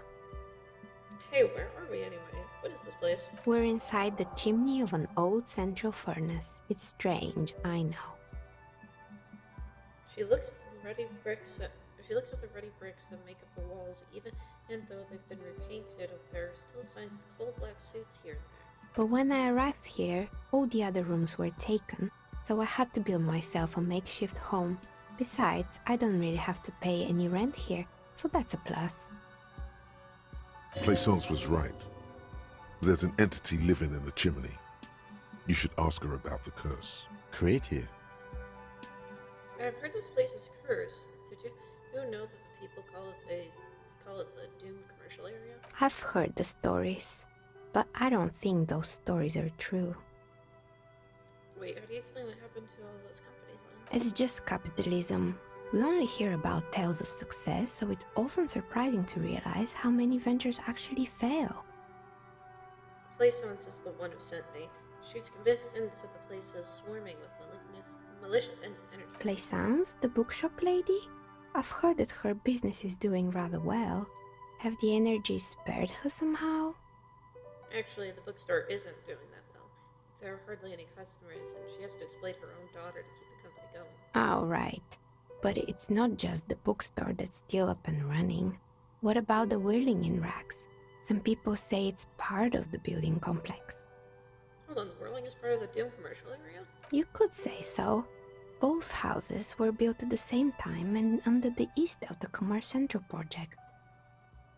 Yes, but it's still a separate building. Malicious energies can't reach there. And then there is me. I've been here for 14 years, selling novelty dice to role-playing enthusiasts. Not exactly a million-real business idea, yet somehow I've survived despite the talk of malicious energies. Strange, isn't it? Plaisance thinks it's because you're the source of it, a malignant entity. Malignant entity? What does that even mean? Some kind of sorceress? What about you, officer? Do you think I'm the malignant entity? Time has come to face the source. Fear not, for the forces of the universe are supporting you in this psychic quest. I'm starting to see that there is no curse, only business decisions and natural market fluctuations. Exactly. Truth is always so disappointingly mundane and boring. But I'm glad we got this sorted out. Anything else I can help you with today? Plaisance is not going to like what you have to tell her. Do you know what happened to the other tenants? Everyone else More or is less. Are you interested in anyone specific? There used to be a hair salon here? Yes, I think it was called Androgynous Orlando or something similar. They weren't a big hit around here. Turns out that working class men don't like genderless haircuts. They're scared of that word. It's not about the haircut, it's about the confidence. What's wrong with a bit experimenting? Customer here should have been more open-minded. I guess it just wasn't the time yet. What happened to the gym? It wasn't merely a gym, it was Artemitep's boxing club. A community project created to steer at-risk youth away from drugs and crime. And who was Artemitep? A kind man from Zemsk. I heard he had some trouble with the law when he was younger, and that's why he wanted to start the gym, as his way of giving back.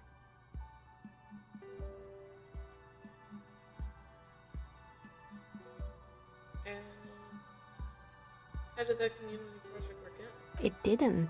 If anything, it made the youth situation in Martinez even worse. At some point, someone started a rumor that the punching bag downstairs was full of amphetamines. You should have known it. Eventually, the coalition took away the funding and the club went bankrupt. This was a few years ago. It's gotten much more peaceful around the plaza ever since. What's up with the broken windows? Oh, this one's a mess. There used to be a company that promised to repair windows 24 hours a day. What could go wrong with this one, right? Turns out, the business was actually set up as a front for an illicit group that was producing snuff medias. Who would have guessed? I wouldn't have. And they never cleaned up the debris either. Now it's just littering the hallway and I have no idea how to get rid of it on my own. It's a shame about those windows. I might even ask about the milieu. Yeah, don't. Did someone here make stuffed animals? I saw mounds lying around. You mean Mr. Fabron, the taxidermist? No, he mostly just did drugs. But what drugs exactly? I didn't know what drugs he was doing for my police report. He got high on some weird taxidermy chemicals. I wouldn't recommend it to anyone. Eventually, they caused him to lose control of his bladder. The smell was awful. Even you can probably do better than that. You can almost see it. A small, sickly old man, hunched behind his work desk, his pants stained with old piss, stuffing a sad, stiff-legged raccoon dog. The entire scene looks tragic. I found creepy mannequins. There used to be a fashion atelier here, but I have forgotten the head designer's name. They were doing well for a couple of years, until the insect rights activists came. Insect rights activists? What in the name of... The atelier produced a certain collection that used chitin among the materials. Apparently chitin is made in the Occident, where it's extracted from beetle wings. And you know how all kinds of political movements are big in the Occident. The activists shut down the biggest chitin supplier, which of course caused the price to skyrocket. And, naturally, all the most fashionable tastemakers refused to be seen in chitin from then on. The atelier went bankrupt before they could finish the collection. I'm glad someone took care of the little guys. I like insects. Really? Anyway. Oh. Poor guy. Suddenly, you get a feeling that insects are important to the case somehow. It's hard to say why. Wow, I never really... Yeah. I don't think I've gotten that one before. What's with the rudder plates and skis? They were made by a company called Slipstream. After they pivoted from making rotor blades to skis, Their chief executive took off on a vacation with all their money. Honestly, I think it's quite funny. I think he's still sending out holiday transmissions from Tulula or Tiumotiri or Hashtkor or wherever he is. Interesting. What are these transmissions saying? The usual, I imagine. That he's been thinking up all kinds of new business plans and can't wait to get started on them just as soon as he returns. Men like that are a curse. Sure, but Slipstream is history now. All their remaining assets got seized by the bailiffs in 47. I have no idea why those keys and blades are still lying around in the house. Not much use now, I guess. Where's the terrifying taxidermy bear in the cellar? Oh boy, the fabled Revachol ICT. You're in for a treat here. The place was owned by two guys who had some rather innovative ideas about marketing. The bear was one of them. Now ask me about their other ideas. Alright, what about their other There was really just one. And it involved picking out the prettiest girls in the neighborhood and paying them 20 cents per hour to man the booth. And by man the booth, I mean slump behind the counter with a face that could maim you if you ever dared to disturb their bored magazine browsing. Sounds like she really didn't like those girls. What did they expect? 20 cents per hour is dog's pay. I'm surprised they showed up to work at all. Oh, but they did. They did show up to work, and not alone. There were also acne-ridden girlfriends and gorilla-like boyfriends loitering near the ice cream stand. And they already had the bear. What about the bear? The bear. Sure, he's pressing films into their temple, like she's trying to suppress a headache. It didn't work out. Of course not. The bear was terrifying. No one wants ice cream guarded by a hostile apex predator. To make matters worse, the fridge didn't work too well either, and half the ice cream came out malformed and partially melted. Eventually, Ravachol ICT lost the price war to its rival, Glace 5000. Glace 5000 sold caramel sundaes for only 5 cents a piece, out of regular fridges. I'm sure the bear was doing its best. Maybe, because the taxidermist who made that bear definitely wasn't. Doing his best, I mean. How come? He said that the bear was his vision beast. He said he met his vision beast while high on desiccants. Called it Megatherion. Megatherion? Megatherion, a mega wild beast. What's a mega wild beast? It's an imaginary beast that guides you through life by telling you to do more drugs, mostly. A wise and noble beast, guiding you toward the land where the streets are paved with drugs. The horrific necktie tightens around your neck, strangely excited. But it doesn't feel particularly fun this time around. Not now, you beast. What?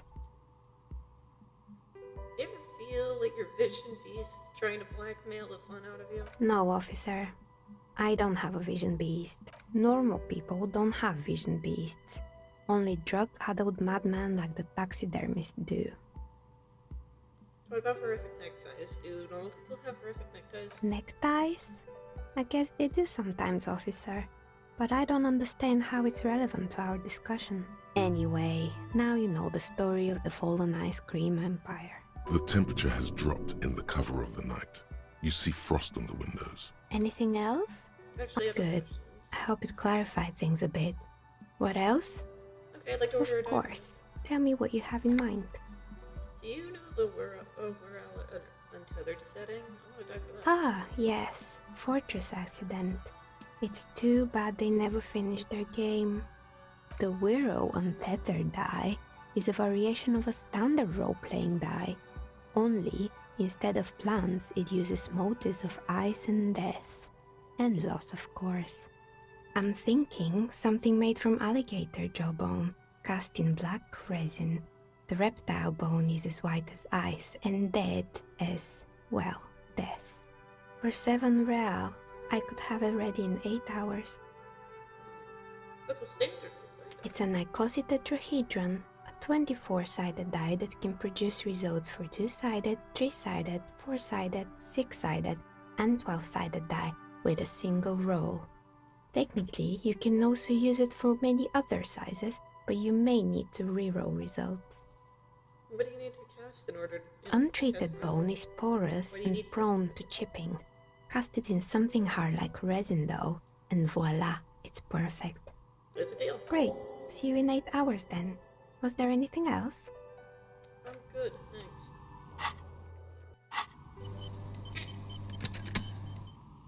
There we go. Alright, let's check out.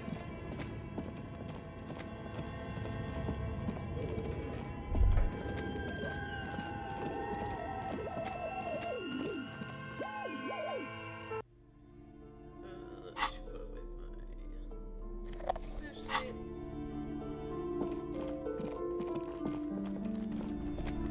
Hey, so it's not haunted. You're alive and well. Don't keep me waiting now. What's in there? The dark... In that dark sarcophagus. The dark sarcophagus. Yes, yes. How was it? It was a channel house of failed business enterprises leeching life energy from the book. I knew it. Oh, such horrors that have been thrust upon us. But what else did you find? Did anything survive? No, of course not. Have you located the entity? I talked to the entity you told me about. Her name is Neha, and she's a novelty dice A maker. novelty dice maker? Well, spit it out. Why does she need the dice? For some kind of sorcery? Sometimes they use the ankle bones of sheep. No, ma'am, I have felt her aura. She is not the one to blame for this curse. I don't understand. If it's not her, then where is the source of the doom? How did she explain the curse? She's squeezing on the pendant too tight. A drop of blood in her palm.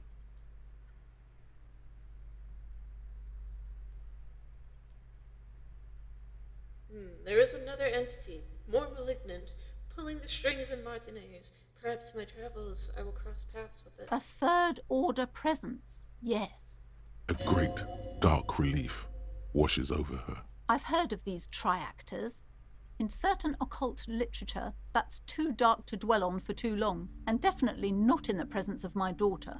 I understand everything, sir. Thank you for your descending into the maelstrom. I will keep fort up here, strengthen the wards, do my best.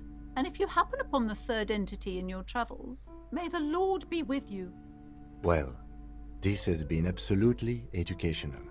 If we happen on the third presence in our travels, we will certainly come back to tell you. Yes, the venture continues. In other waters. Darker waters. Should we get out of here? Before the... Yeah. Do you feel that? Feel it. Close your eyes. Reach out with your feelings. There's something paranatural at play here. Do we get apocalypse cop? Nonsense. Alright, I feel Of course you do.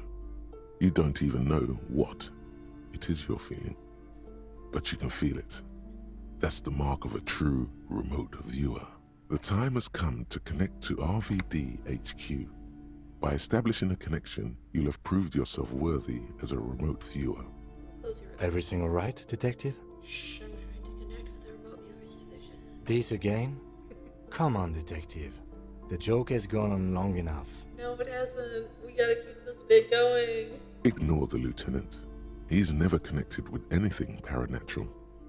You're on different planes, metaphysically speaking. Keep your eyes shut. It takes time to block out the sounds of the world. But once you do, it's like you're on a wavelength. Not like any natural wavelength. No, there seems to be something on the other end. If only you could listen closely enough. There is a new cat in the room. Her name is Blue. The Blue will never die. Never! Never! Oh, for God's sake. This is a bunch of... Bzzzt. Do you copy? This is RVD HQ. Anyone there? Is this the remote viewers division? Acknowledged. Connection established. Bzzzt. Welcome aboard, remote viewer. You are a special man, and definitely not imagining it. Hell yeah!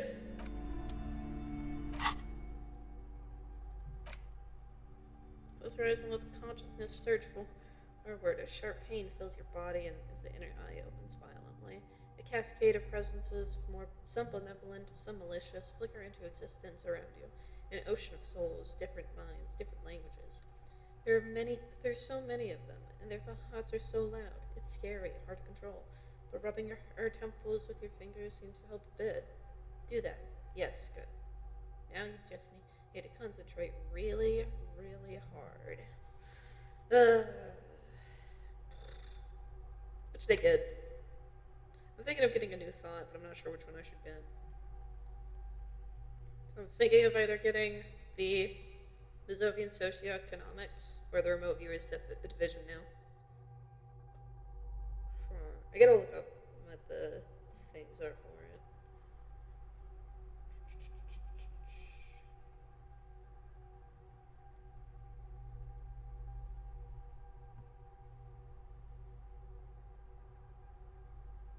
Alright, let's see here. I don't remember what all the... Sorry, I was gonna say some good lore right there. Yeah, it is. I just don't remember what all the benefits for each one are, so that's why I'm mostly looking through them.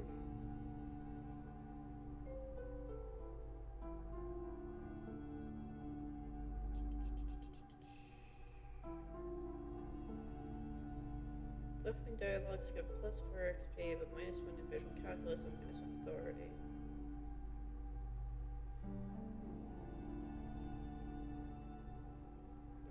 Viewers -1 difficulty to all psychological passive checks, but -1 trauma.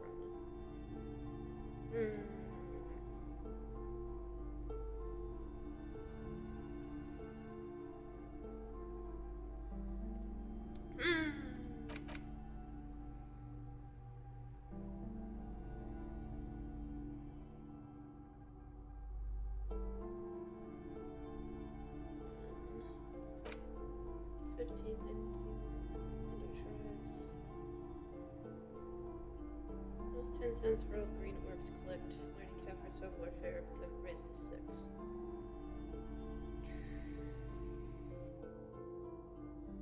Let's search the division again. Alright.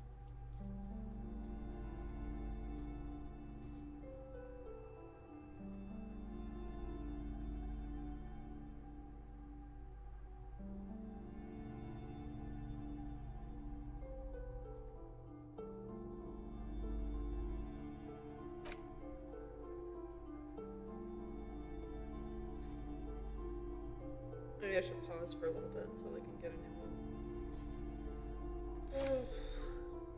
one. Okay. I think I'm gonna go try and visit Joyce and try to convince her to give me money. And then probably gonna call it quits there.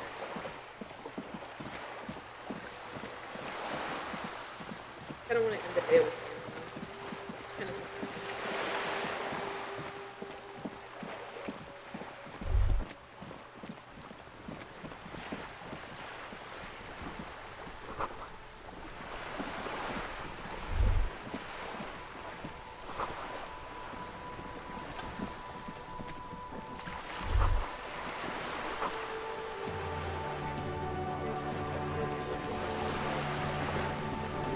You're back.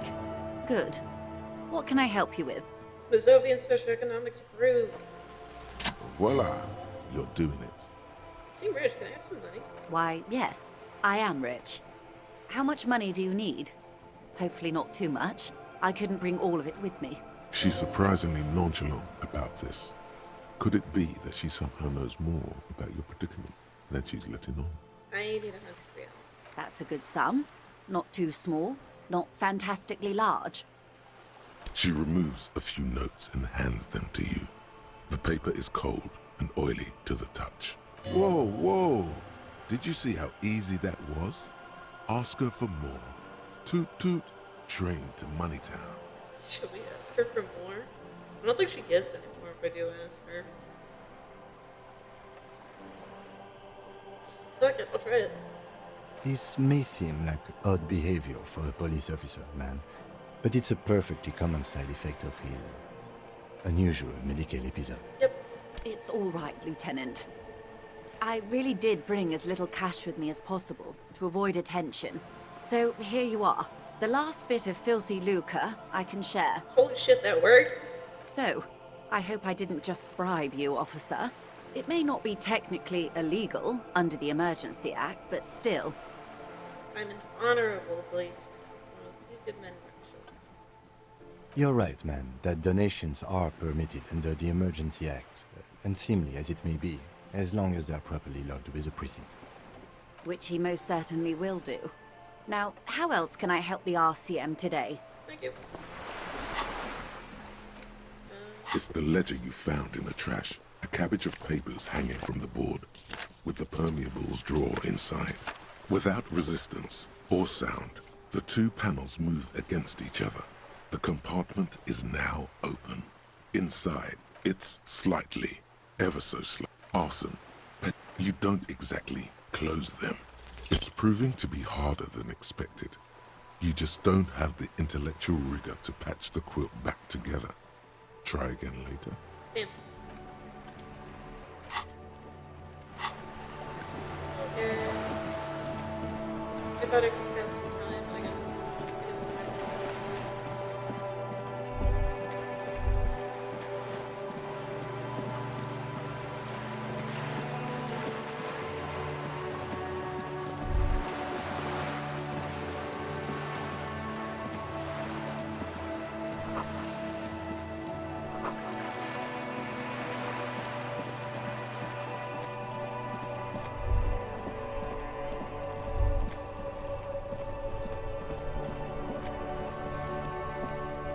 Inside, you see a set of steering levers, a radio microphone, a pull-out toolbox, and the soft glow of the fuel preheater gauge. All right. Ready? I turn, you press start. It's next to the preheater. He's downplaying his excitement. The lieutenant is more than happy to show off his precious carriage. The dashboard lights up with orange glow. The rounds per minute gauge jumps, and the engine of the Caprice Canadian comes to life with a whiny growl. Like a leopard waking from its sleep, yawning and roaring at the same time. The lights unfold with a little click, casting electrical light onto the ground before the vehicle. There you go. I'll turn them off from the remote once you're done. We just need to stand in front of the machine now.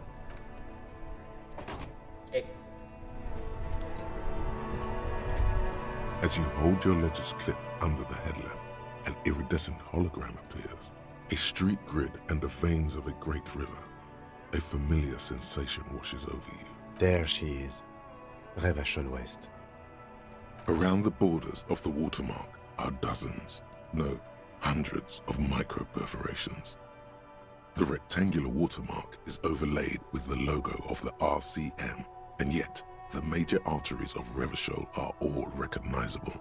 They shimmer in the Kanema's headlights. Wait. You catch a faint glimmer from a broken beer bottle in the distance. Sounds.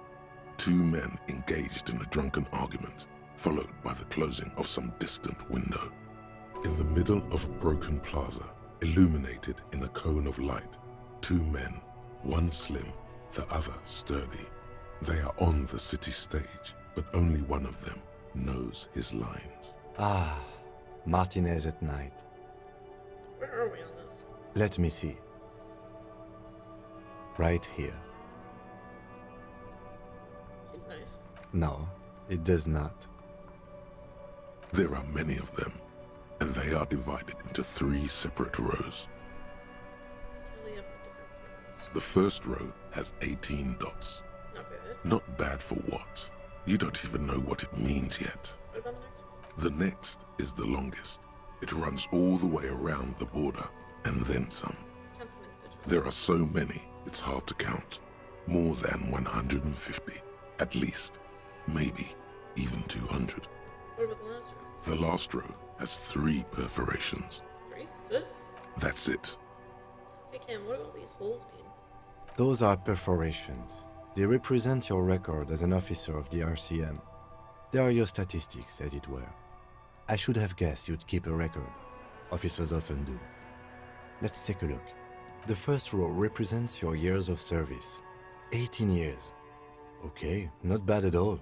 What did you do before you volunteered? Wait, 18 years I've done this? That's what it says. I might have guessed even longer based on your age. What did you do all those blissful years of your youth? got drunk like a megastar? Or I walked. Oh wait.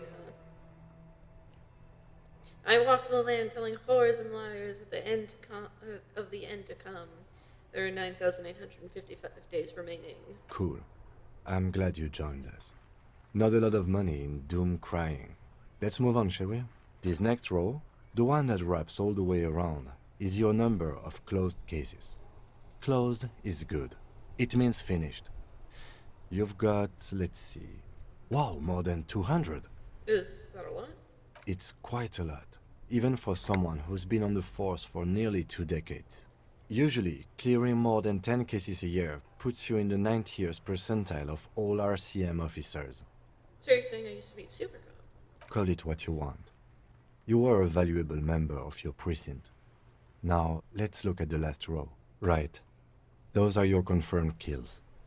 You've got precisely 3 perforations there. So I'm a killer. For an RCM officer, especially Precinct 41, which is in the Jamrock Quarter, it's rather tame. I mean that in a good way. What's it feel like to kill a man, Mr. McCoy? A young woman asked the man across the desk from her. Honestly, babe, says John McCoy, crossing his ankles over said desk. I don't feel anything anymore. It's just like brushing my teeth. I do it once or twice a week and don't really think about it. There's no trace of guilt in his voice. There are certain officers who treat their kills like some kind of ghoulish game. If they do happen to solve a case, it's usually by accident. But it seems as though you are, or at least were, one of the good ones. So we have that to be thankful for. Have you ever killed anyone, Kim? Yes. It's not a problem for him to state it, however. How do you handle the strain? Everyone has their own method of coping. Some more effective or self-destructive than others. Personally, I find it helps to keep up a few hobbies. Like what? Oh, this and that. Let's not get into it now. Maybe I should find a hobby. Why not gardening? You've already got the yellow gloves. It's meant in earnest. Please don't mistake it for a jab. Maybe I should pour one out for the boys. Fallen? If you want to pour out the booze you've been carrying around on duty, I'm certainly not going to stop you. Pour one out on the ground. A dark pool of cheap wine appears at your feet. It shimmers in the lights of the Kanema. Honorably done. You have given up some of your own blood for theirs. The glue link comes for all, but it came first for you. Very noble of you. Are we done here? Thanks, boss. The lieutenant nods. Okay. Right. I'll go turn off the lights. Tremble. The time is now. Ta'ola. What time? Time for the show. For Ta'ola. The hallowed time of fear and disintegration. A countdown has begun. All will collapse on itself. The world will disappear into a single grain of blackness. This is Apocalypse All Now. sound will be muted. All life will scream. Ta'ola? What's this? Ulogu Theodos, Xeno Zausin, Ipoli Osithian, Echondes Fronisin. This just looks like nonsense to me. Wait, when did this countdown begin? Monday morning. The moment you arrived in this reality are the first crack in the sheer face of God. From you it will spread. This is because of the insane world ending I've been saying, isn't it? Yes, you spoke the words of the Palindropos and the houses of Pericarnassus. Items, people, even words will tumble. All will lose its meaning in the coming years. That is why you marked yourself. Am I sure it's not just a joke or some kind of coping mechanism? It's totally also a coping mechanism. Right. I'm a little afraid. So you should be. The world island crumbles at your feet, and in the far plain, Palindropos.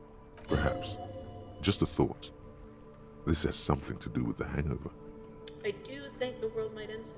The face of the woman fractures. There will be herd killing. We all become vapor.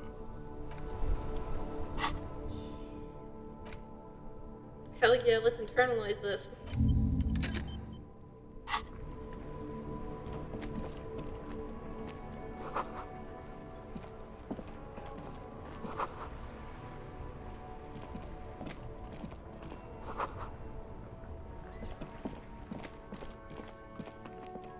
Alright, time to go pay off my debts.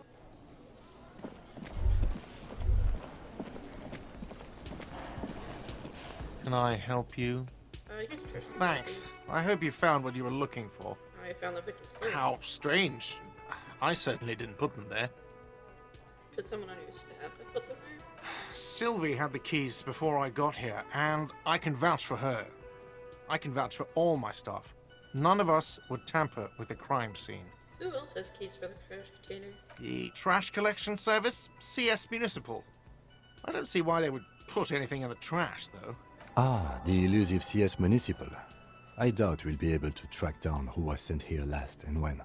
This will have to be one of those little threats that solves itself down the road. On Clinton Street, near the Boogie Street Diamond, a small truck rattles down an alleyway. It stops by a rusted trash container. Two men, their faces rough and swollen, jump out. They look at the container despondently. CSM is written on their backs. Thank you anyway. Thanks, let's talk about something. Yes? About the money. Yes. Have you got it? I have it. Well? Here it is. Sorry for Great. Thank you, officer. That's all I wanted. Payment for services rendered. If you continue to stay here, I just ask that you please pay your nightly bill in advance starting tomorrow. He's not sorry about his behavior for your sake. Now that you have money, he really wants to make sure you're not angry with him. I'll unlock the electronic lock to your room. All the doors lock automatically at 9 p.m. Please pay for each night in advance starting tomorrow. 20 real per night. I'll take a room here too. Of course. Always happy to have officers from the RCM as guests. Anything else I can do for you? Nope.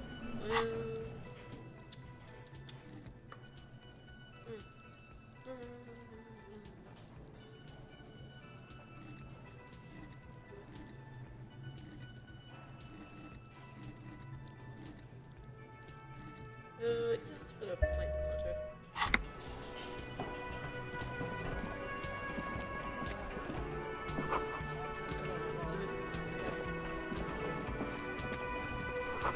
Big old karaoke. You should totally sing karaoke here, the first chance you get. Your emotions need to be expressed. People need to know your vast, oceanic soul. My soul's cubic content is obscured by the hangover. Of course, at this point, precise measurements of your soul can only be performed from the outside. It needs to be heard through a PA system by other people. This goes well with the theory I'm developing, that I'm down on my luck superstar person. Who is mistakenly identified as a cop for his prominent jawline? Yes, sounds likely. You should probably go on stage and pose for a moment when you're done with this thought. See if it works. What should I sing if it comes to You should sing the sad small church song from that tape you found. Thought it was obvious. I was thinking I could sing something happy, like from those ostentatious orchestrations folks. No. Don't sing the happy song. It's stupid. Sing the sad song. It's profound. You would need another copy of the tape first, though. The one upstairs is destroyed. Alright.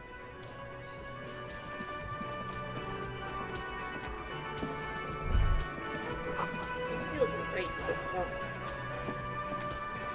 Can I help you? By the way, I'm gonna sing karaoke. Absolutely out of the question. No! You wait and see, cafeteria manager. Absolutely in the question. First we find a sad banger. Then we sing this place to shit. Hell yeah! Later, I guess.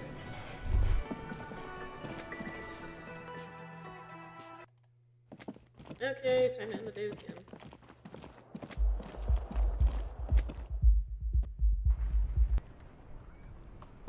Yes? Oh, never mind. I think I gotta go to my door first before I do anything else. This is the door to the room you redecorated. Just a moment. You had some questions earlier, I believe. Let's go.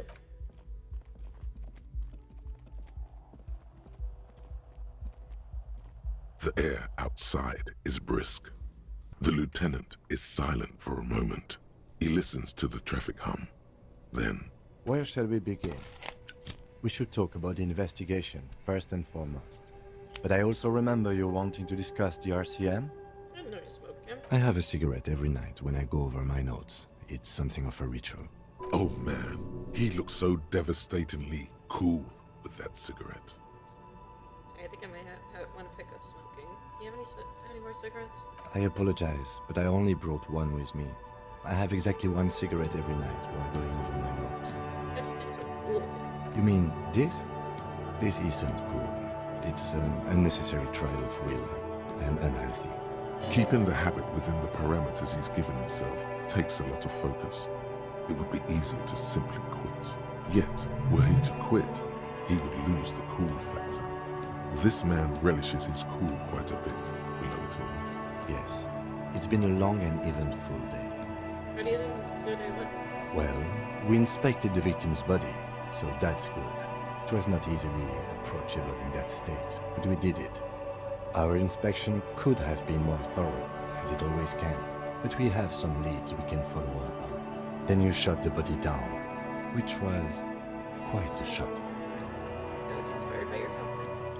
I admit I wasn't sure whether I should give you the gun, but I'm glad I did. Your shot enabled us to perform a field autopsy on the victim. We found some things we can really work with. I still feel like we missed something, but at least the corpse has been refrigerated. There's still work to be done at the crime scene. He's right. You could smell it. That something is missing, even under the overpowering odor of the corpse. Now, as for interviews, my list of people to talk to here in Martinez, I mean.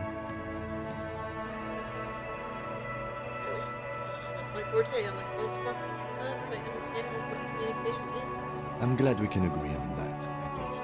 We weren't able to find the union leader, Evrat Claire, much less interview him. So that's on the to-do list for tomorrow. We tried to interview the Wild Pines rep, but she asked us to do something for her first. Fine, so be it. I have a feeling Joyce knows how dangerous the situation really is. We have to get her to talk to us. Above all, though, today was exhausting. What's with all the running? You run a lot. Is that a standard Precinct 41 practice? I have a really good theory about why you're running so fast, son. Just you wait until we get up tomorrow. Yes, it's part of the Jamrock show. It's impressive, especially for a man your age. And in those hills. Nice shoes, by the way. I like the green. Goes with the orange. So what are our powers exactly? The RCM? They're quite limited, actually. The power officers of the Rebachol Citizens Militia exercise most frequently is imposing fines of up to 1,000 real for offenses, in accordance with an interdepartmental schedule. Wouldn't that be an easy power to abuse? Yes, although indirectly, as citizens can always request records from their local station.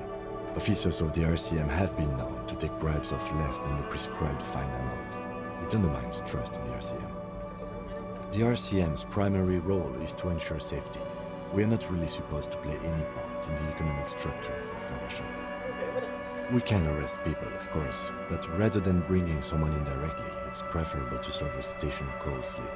It prevents confusion and overcrowding. Wait, how can you be sure the arrestee will show up? You can't. Those who don't show up become fugitives, though, and have fewer legal rights when they are eventually caught. It's about power projection. Thus far, they seem to mostly show up. When power calls you, you come. But power itself is a fragile trick of perception. I see. I know something about this. As you may have gathered from the fact that we are expected to carry a record of our kills, like the one in your watermarks, we are permitted to use whatever force is necessary, and strongly admonished not to abuse that power. Wait, so if I kill someone on duty... You have to supply compelling evidence for why it was necessary to use lethal force. In these cases, your partner is usually your witness. Not a good position to be in, by the way. Internal Affairs handles these cases thoroughly, by cross-examining you for inconsistencies. It is hard to cover for anyone, which is for the best. What happens to the people we convict? We don't convict. We arrest and send them to coalition government courts in Couron and La Delta. The prosecution works off our testimonies and records, which is why it's paramount to keep them. And who makes all these rules? The coalition government, and the moral intern more broadly. The RCM was formed by the coalition government to restore order in the international zone after the revolution. So we did. Now we attempt to maintain that order. No more, no less. Or perhaps it is better to say we were allowed to form. It's a point of contention whether the citizens of Revachol or the coalition government founded the RCM. Let's say it was the citizens of Revachol. Be sentimental if you like. Either way, the Moralintern leases us the right to keep the peace in this city, and they will take it away if we misuse it. The Moral Intern. What is it? The Moralists International are the world's largest political organization. You know who they are. They have been running this place after the revolution failed. I really don't know. That's how bad it is in here. Okay. They're a union of center-left and center-right parties across the Real Belt. Our coalition government is just one of its many projects. They also run the ICP, EPIS, most intergovernmental organizations in the world. What do they believe in? What do they believe in? They are Dolorians. They believe they continue the humanist project set forth by Her Innocence Dolores Day 4 centuries ago. Others say they are just technocrats. What is their symbol? Interesting question. It's a blue forget-me-not. Their motto is love, compassion, self-discipline. I think you can gauge what they want you to think of them from that. Something ominous. Something even a little feminine. But in a strict manner. Something like the dark blue, serious color of the early night sky above. Who was Dolores Day? A historic figure? The author of the modern age? You will have to look elsewhere for opinions. The subject of humanism is too abstract for me. What do you think of them? The Moralintern are a fact. I try not to have opinions on facts until they change. And it doesn't look like that's about to happen. It is more than that. There's some kind of affection in him. You like the Moral Intern? Yes, I did, when I was younger. In my 20s, I considered myself a moralist. A blue forget-me-not, a piece of the sky. They're not all that bad. But the years have changed that.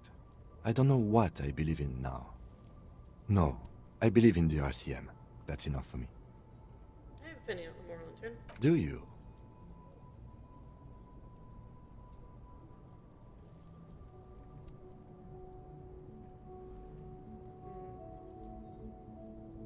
They've done an awful job. The job here. Have you seen the place? This isn't humanism. We are in what is called the twilight of international law. The laws we claim to enforce come from the MI. Without them, we are simply vigilantes. Yeah, vigilantes sound bad. Sadly, it is what we already are to the people of Martinez. Most of them, at least, especially the Union. Vigilantes. I expect our job here to prove quite challenging. The lights of the orphan district are reflected in his glasses. The red and golden orbs of the motorway sliding like pearls on a string from east to west as Revachol commutes back to the suburbs. Tomorrow is Tuesday. Monday is over. Say nothing and look into the night. The dying lights of the city shimmer below. Slowly, like luminous clouds, they pass on his lenses.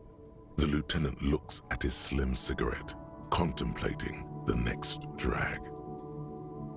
This soldier is the highlight of the day for me, he thinks. This little stick right here. They really don't like us here. The Union, the teenagers too. It's different in land. In Jamrock and the GRIH. Why are they like this? It's our fault for leaving this place to the dogs, to the Union, to the company. Not daring to come here more often. It's like I told you, this place is an orphan, fallen between the cracks. And in Jamrock and the GRIH? We run this city. West of the river is RCM land. It's incredibly hard. Human beings are... But we are in control, and it's worth it. The organization works, our systems work. If they didn't, the city would disintegrate. Night. Captain Bartholomew Price steps into the yard. A piebald horse waits by the motor carriage, chewing oats out of an oat bag. Seagulls fly overhead.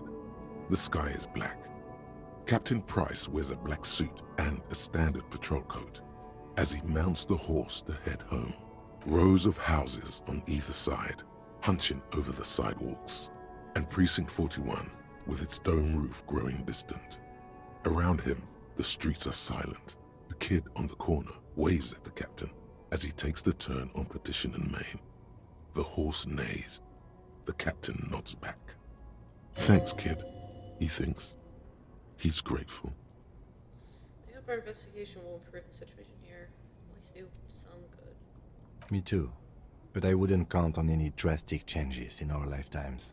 He is very tired, but the dark circles under his eyes make him look younger, not older. Thank you for this. Yeah, it's getting very cold now. Let's go.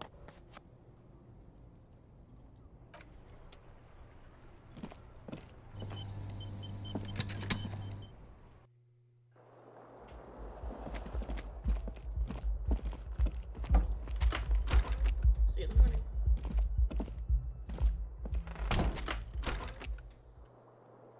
Bye.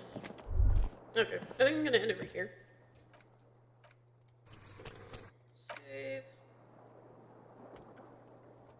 Good. It was a good run. It was good. I'm almost at like my 4-hour mark too. That's usually when I'm supposed to stop streaming anyways. Okay. Thank you for joining me, Maslow. And thank you everyone who was in chat, including Maslow. Thank you, JJ.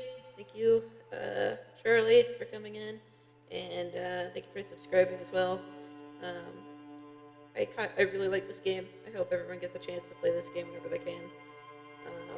I always say it's a really good time to actually play this game, if you can at least. Indeed. Yeah, and I'll see you guys later. Have a good night. Bye, stream.